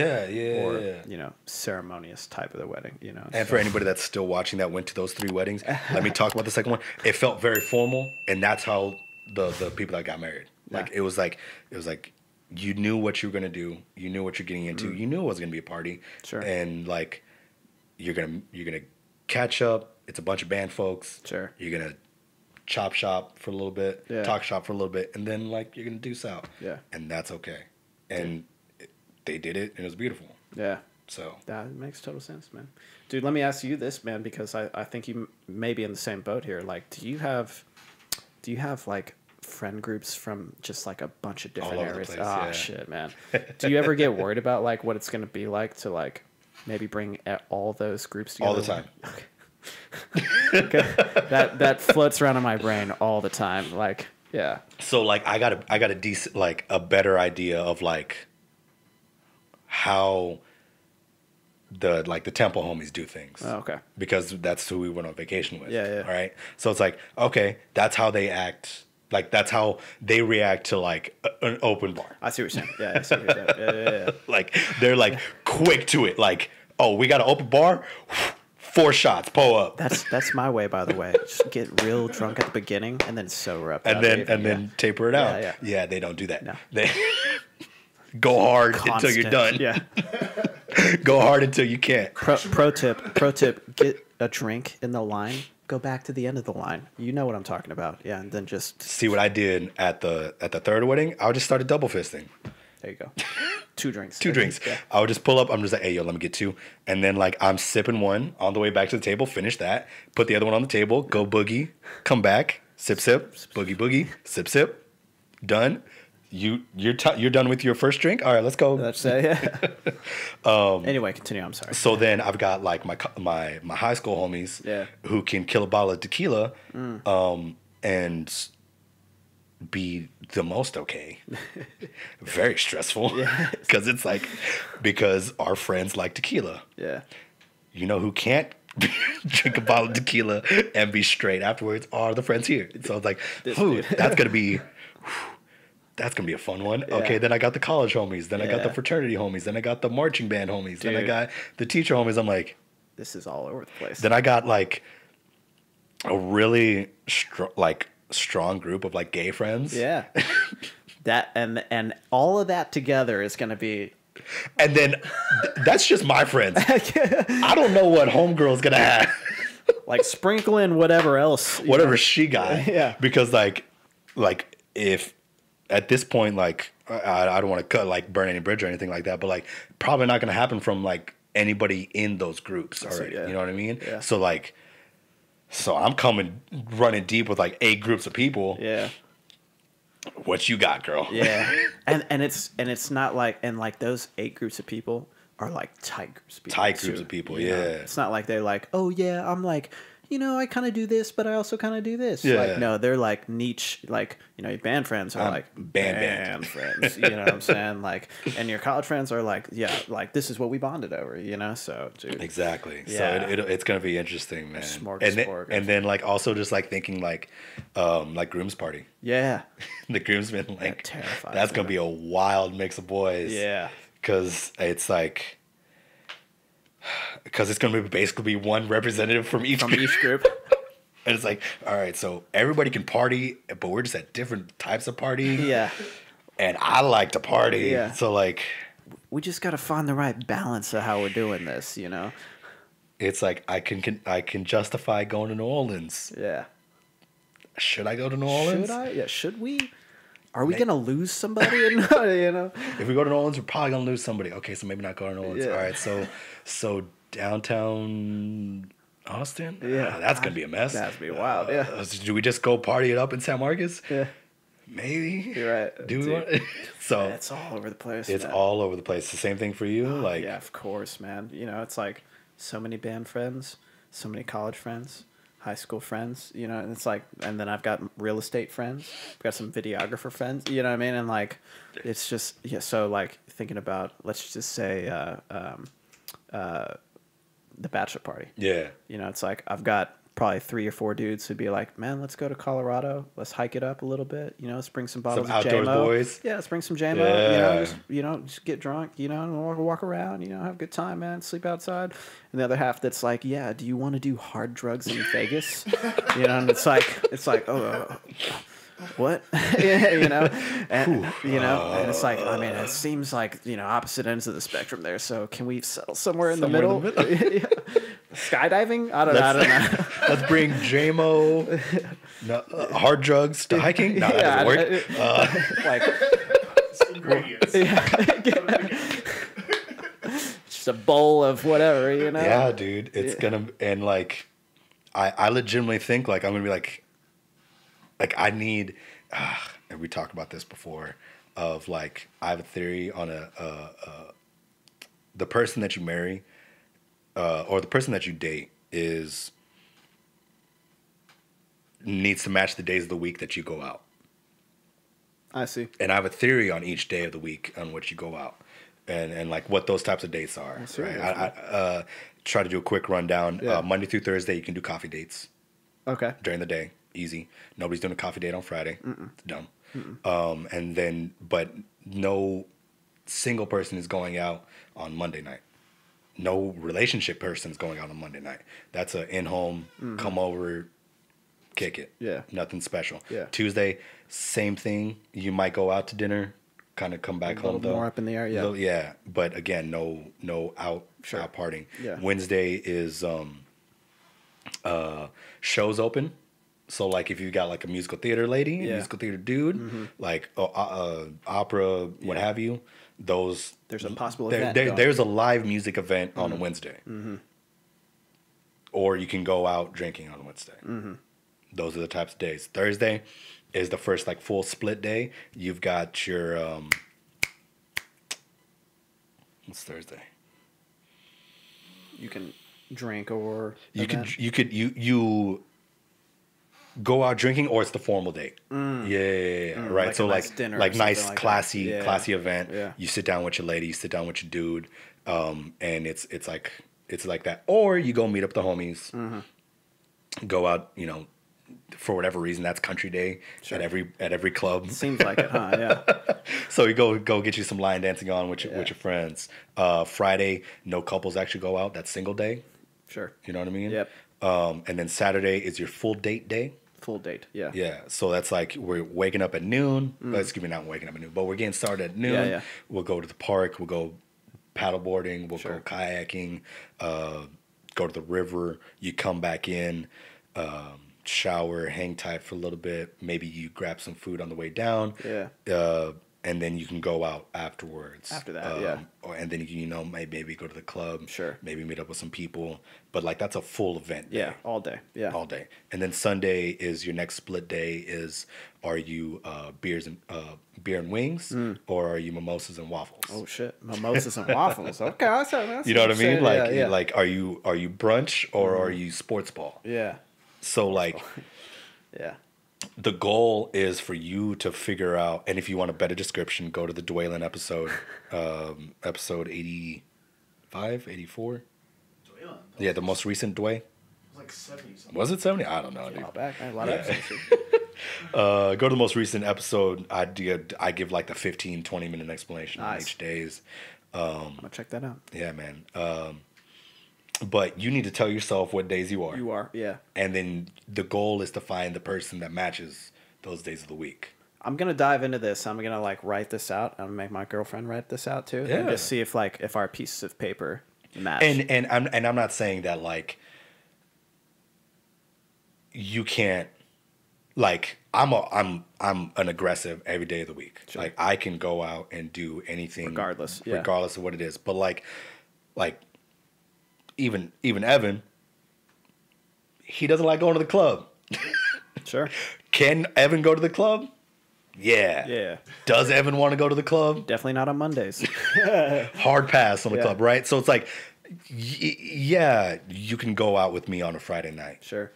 Do you want to though? Yeah. Like it, given the chance, like base level, nobody's like making you do it. Mm-hmm. Do you want to do that? Yeah. If the answer is yes, then that's part of that, Then yeah. that's the day of the week. If the answer is no, then like, okay, maybe not match up on that. What are you calling this hypothesis? The Bonilla date. I don't know, man. You need a name I've for thought it. about this. Yeah, I've thought about this for a long time. Like this is like a multi-year long theory. Situation. You need a name, bro. I do need a name. You need a name. So he told me that more about the Missouri region Oh Yeah, I yeah. was kind of looking more at that. This, and how much better it is than Texas. But the issue that they've had with the jazz side of things with the drum set is it's been like 12 tunes, 12 play along tracks. Oh, yeah. And they just cycle through them and it's bullshit. Yeah. Like, it's Yeah. you don't learn anything from it. Ex- So and the frustrating thing was that drums would do that, but everybody else would have New actual stuff. etudes. Oh. And changes and things like that Yeah. to work on. And they were finally like, they've been like, yo, why are the drum sets the doing drums? this? This is stupid. And they finally like this year got Stockton Helbing. Yeah. He's Oh, nice. he's a UNT guy and he brought out like 3 etudes. Oh. So Good, man. good to see slow change. Yeah. But Yeah, it seems not educationally sound to be doing the same exact, it's not. It's dumb. Sorry, Texas. Texas, man. It's the greatest, but it's not. Yeah. it's the greatest at a lot of things, but just falls short some. On a lot of things. Yeah. Here and there, everywhere, Yeah, man. Dude, so I didn't realize how long we've been going. We're like we've approaching been 3 killing hours. it, man. Yeah. It's beautiful. Yeah. I wasn't sure how long this was going to go, Yeah. where we were going to get to, and that's the beautiful thing of this podcast that I love man. is just like open-endedness. Like we're going to talk about band. I had no idea we were going to talk this much about weddings. I didn't know that you same, yeah. I didn't know that you were that into it. But I got 2 things for you at the end. Let's do it. Or however you want to do it. I got time.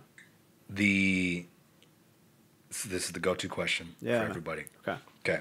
So you know how they got those Pizza Hut, Long John Silver's, what's the 3? Pizza Hut, Taco Bell, KFC. KFC, Mm-hmm. like All all 3 in 1 in store. Mm-hmm. Now imagine that with every fast food joint ever. Okay. Okay. Okay. You won't feel like shit as long as you eat the entire meal. What's your meal? Because people talk about that, they're just like, bro, that's too much choice. I'm gonna feel like garbage. Yeah. So like the caveat is like, if you just you eat everything, you ain't gonna feel like shit. Yeah. So Okay. and I'm talking, you can get as detailed as you would like. Do you want the actual meal or just like the 3 restaurants that I would No, put? the actual meal. Like, what do you order? No, I'm not saying 3 restaurants. I'm talking like full blown like Any fast food restaurant. any fast food restaurant across the America. Oh shit. Like I think our boy Alton did like a 3-course meal. Snap. Okay. Like full range, full freedom. What are you gonna order? Okay. All right. So I'm gonna kick things off with a nice salad from Salata, but then immediately I'm going into. Man, I'm a sucker for Jimmy John's sandwiches. I have no idea why. Of all things. Of all things, sucker for it. I've eaten them so many times. Big fan of the Arby's curly fries. Massive fan. So I'm definitely like sneaking in. So I'm like going half Jimmy John's, half Arby's sandwich. Okay. With the curly fries. Okay. You know what I'm saying? Got to sneak in some Chipotle in there.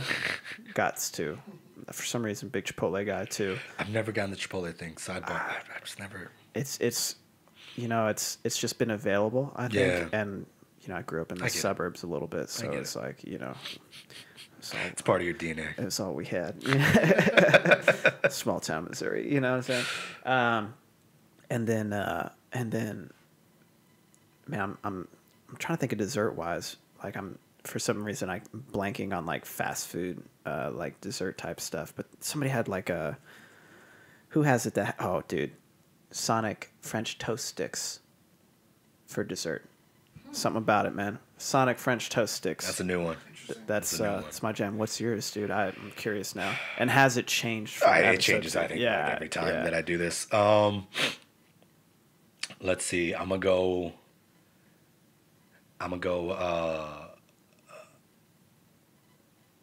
chili cheese tots as my appetizer. Ooh, from Sonic. Oh shit. Yeah. Garbage. I know it's garbage. Oh yeah. But I love it. God, I love it. You ever eat those cheddar bites from there? No. I got the cheddar bites. Are good too.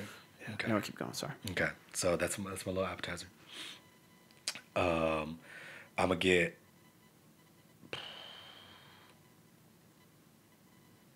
I'll get a Sprite from McDonald's.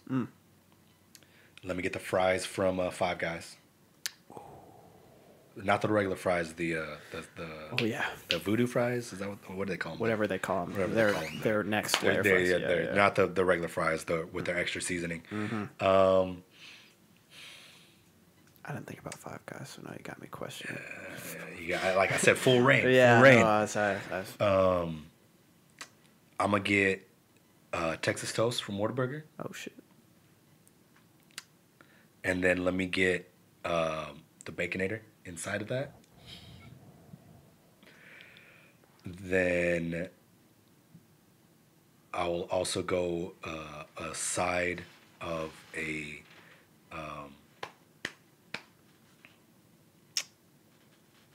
let's go a slice of pizza from Domino's. Yeah, 2 slices. And then are you not a Domino's person? Domino's is fine, man, but out of all the okay, keep going. I'm sorry. Okay, we'll get back to it. We'll get back to that because we argue about this all the time. Okay, that's fair. I'm excited to see this. And then dessert. Let me get a root beer float from A&W. Oh snap! That's a good call for sure. That sounds like a good ass meal, man. Yeah, not mad at that. Oh, man, why Domino's, man? Why not Domino's? What is yours? Is Domino's your favorite out of all the out of the top 3? Yeah. The main 3? Yeah, Domino's is the only one. the big 3? The big 3? Domino's, Pizza Wizards, Hut. Warlocks, and Falcon and the Winter Soldier reference. Yep. Domino's, Papa John's, Pizza Hut, easy. Domino's. I'm a sucker for the Pizza Hut stuffed crust, man. You're a simple person, man. Yeah, I know. Nah, man. Domino's is Domino's, it's well, superior. their new flavor profile, I think, is way better. Yeah, absolutely. Yeah. Don't get me wrong. Before they started doing the garlic butter crust, it tasted like cardboard. It's not as good. Don't get me wrong. But they changed it. Yeah, it's A1. It is pretty good now. Yeah. Nah, just the pizza's always just been super oily to me. Super oily. So not here for it. Man, I just had a big pie. I was in New York not too long ago, and I just had some New York slice. God damn it, dude! I picked it up. It started falling over. I was like, yes. Dude, there's one thing that I'm a slut for, and it is food. Like when we vacationed, like we went to Mexico, and I didn't care about anything else except for the food, and that's why I think I'm a little bit more heartbroken than everybody else because the food was so underwhelming. Dang, man. Dude, I don't mean to rub this in, man. I'm sorry, but we're going to Honduras next week, and I think we got the private chef thing. Yeah. What? Yeah, you can do that, man. You gotta do that next time you do the Mexico thing. Let me talk to you about that. Yeah. How much that is. I wasn't in charge of planning it. I was just in charge of, like, hey, man, will you pay an extra? Like, this is the total amount, And I was like, yes, okay. All right. Yeah, but I don't know enough about the food there. We just didn't want to be like burdened with like trying to like figure out where to get food because we're staying at Airbnb, not an inclusive resort. Nice. You know what I'm saying? So it's like it's kind of like. But that's actually the thing. Like that's part of like the Airbnb experience in those Latin like all Central countries. America. Yeah, is that they have like that option for that private chef. Yeah, which I think. I mean, hopefully it's going to be killer. I just can't imagine they're like even so simple fresh. food's going to be. They're gonna make you eggs. It's gonna be like, oh my god, it's the best eggs. You mean from that chicken right over there? That one? You know what I mean? So 100%. I'm mega excited about that, man. Oh man, some fresh pineapple. God bless. Please tell me off air how much that is, because sure. Yeah. Actually, I truly don't know how much the chef total was, but just we can talk about what the overall experience is because. We were talking about cruises last time, and like it was like $1,000 for 2 people for 5 nights, and I was like, "Yeah, that's $500. Shit, I'll do that real quick." Yeah, man. I mean, we ain't broke no more. Yeah, we ain't broke no more. Yeah, finally made it. But okay, I like overall, man. I really appreciate you coming on here, man. Yeah, man. It's been an absolute pleasure getting to like finally sit down. Yeah, man. You know I feel what I like mean? every time we see each other, we're like, hey, I got to go do this next thing just real right quick, now. Real quick touch and go. Like, glad you're alive. Yeah. Glad you're doing well. Like the hair. Love the hair, man. See you next time. Yeah. No, man, it's good.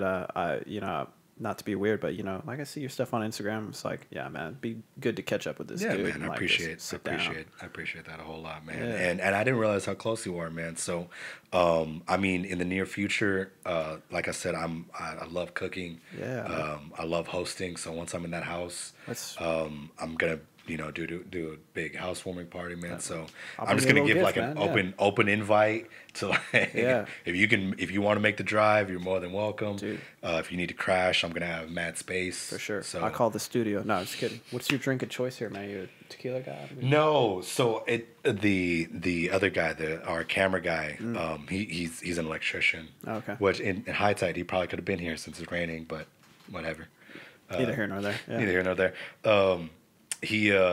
We were looking at things to like just kind of fill up the space. Yeah. And he happened to have some empty bottles of Patron. Nice. And honestly, aesthetically wise, I think Patron is one of the prettiest bottles. Oh yeah, it fits. So it fits. So I like it. Yeah. What's your? But I'm a whiskey guy. Oh, okay. Whiskey bourbon, specifically Tennessee Straight. Tennessee Straight. Okay. Yeah, I just like that dry shit, man.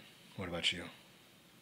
I'm a whiskey bourbon guy too, but I kind of float around a little bit. I like I'm a good Scotch guy too. So see, I haven't made the venture to Scotch yet. Not too. Yeah. Not a big fan of the floral notes. I didn't like it at first. I know it's something that needs to grow on me.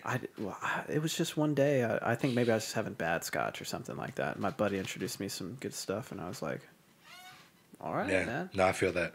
That's how it was with bourbon. Whiskey, like everybody tells me that, and they're like, I can't believe you're drinking whiskey. Yeah. Like this shit's awful. Like one of my homegirls is like, I refuse to believe anybody likes black coffee or or bourbon. Right. It's like those things taste terrible. Like they just say they like it to like, man. And I'm like, I get what you're saying, but no, like good bourbon is good. Shitty bourbon is god awful. Oh, dude, the worst. You got to burn a few flavor buds before you can kind of really, So I got into it with a flight card. Oh, nice. At a bar down in San Marcos. Nice. 40 bourbons, so it's like, I got the full flavor palette. Yeah, man. Got to experience it. I wish I knew what I drank. Sure. Couldn't tell you. But still, and not to like keep this going or whatever, but I think doing a tasting like that where you can kind of taste the nuances between multiple things, dude, that's the best freaking way. It's smart. I just wasn't smart about it. Sure. Neither here nor there. I drink good whiskey now. Well, man, as long as you get to try 40 different whiskeys, Exactly, man. right? You know what I'm saying? Like, ain't nothing My wrong with name's that. on a plaque. Yeah. Yeah, I am forever. As long as that bar stays alive, I'm forever remembered in San on that Marcos. wall, man. I think I'm number 23 or something like that. Oh, snap. Yeah. Ground floor, man. Ground floor. We're the first ones, man. Yeah. But before we go, man, the last thing is I don't know if the kids still listening to this, but I know that a handful of my kids do listen to this. Teachers, all kinds of folks.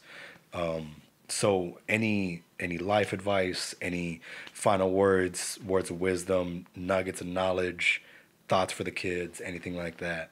Yeah, man. Lots of nuggets here and there throughout life. But I think, the same thing just holds true, man. Like, we're just trying to do the most badass thing possible. I'm going to stick with that forever because All right, man. it all just kind of boils down to, you see a better version of something and you got to make it happen. So lots of nuggets here and there everywhere. I'm sure we've said millions of things 100%, just on accident sometimes, but that's the driving force for me. So Just be the most badass you can. yeah, absolutely. Hell yeah, man. Well, I appreciate you being out here, Evan. yeah, bro. Appreciate you being here as well. Yeah, Everybody that man. rocked with us all the way to the end. Hope you guys enjoy the episode. Peace.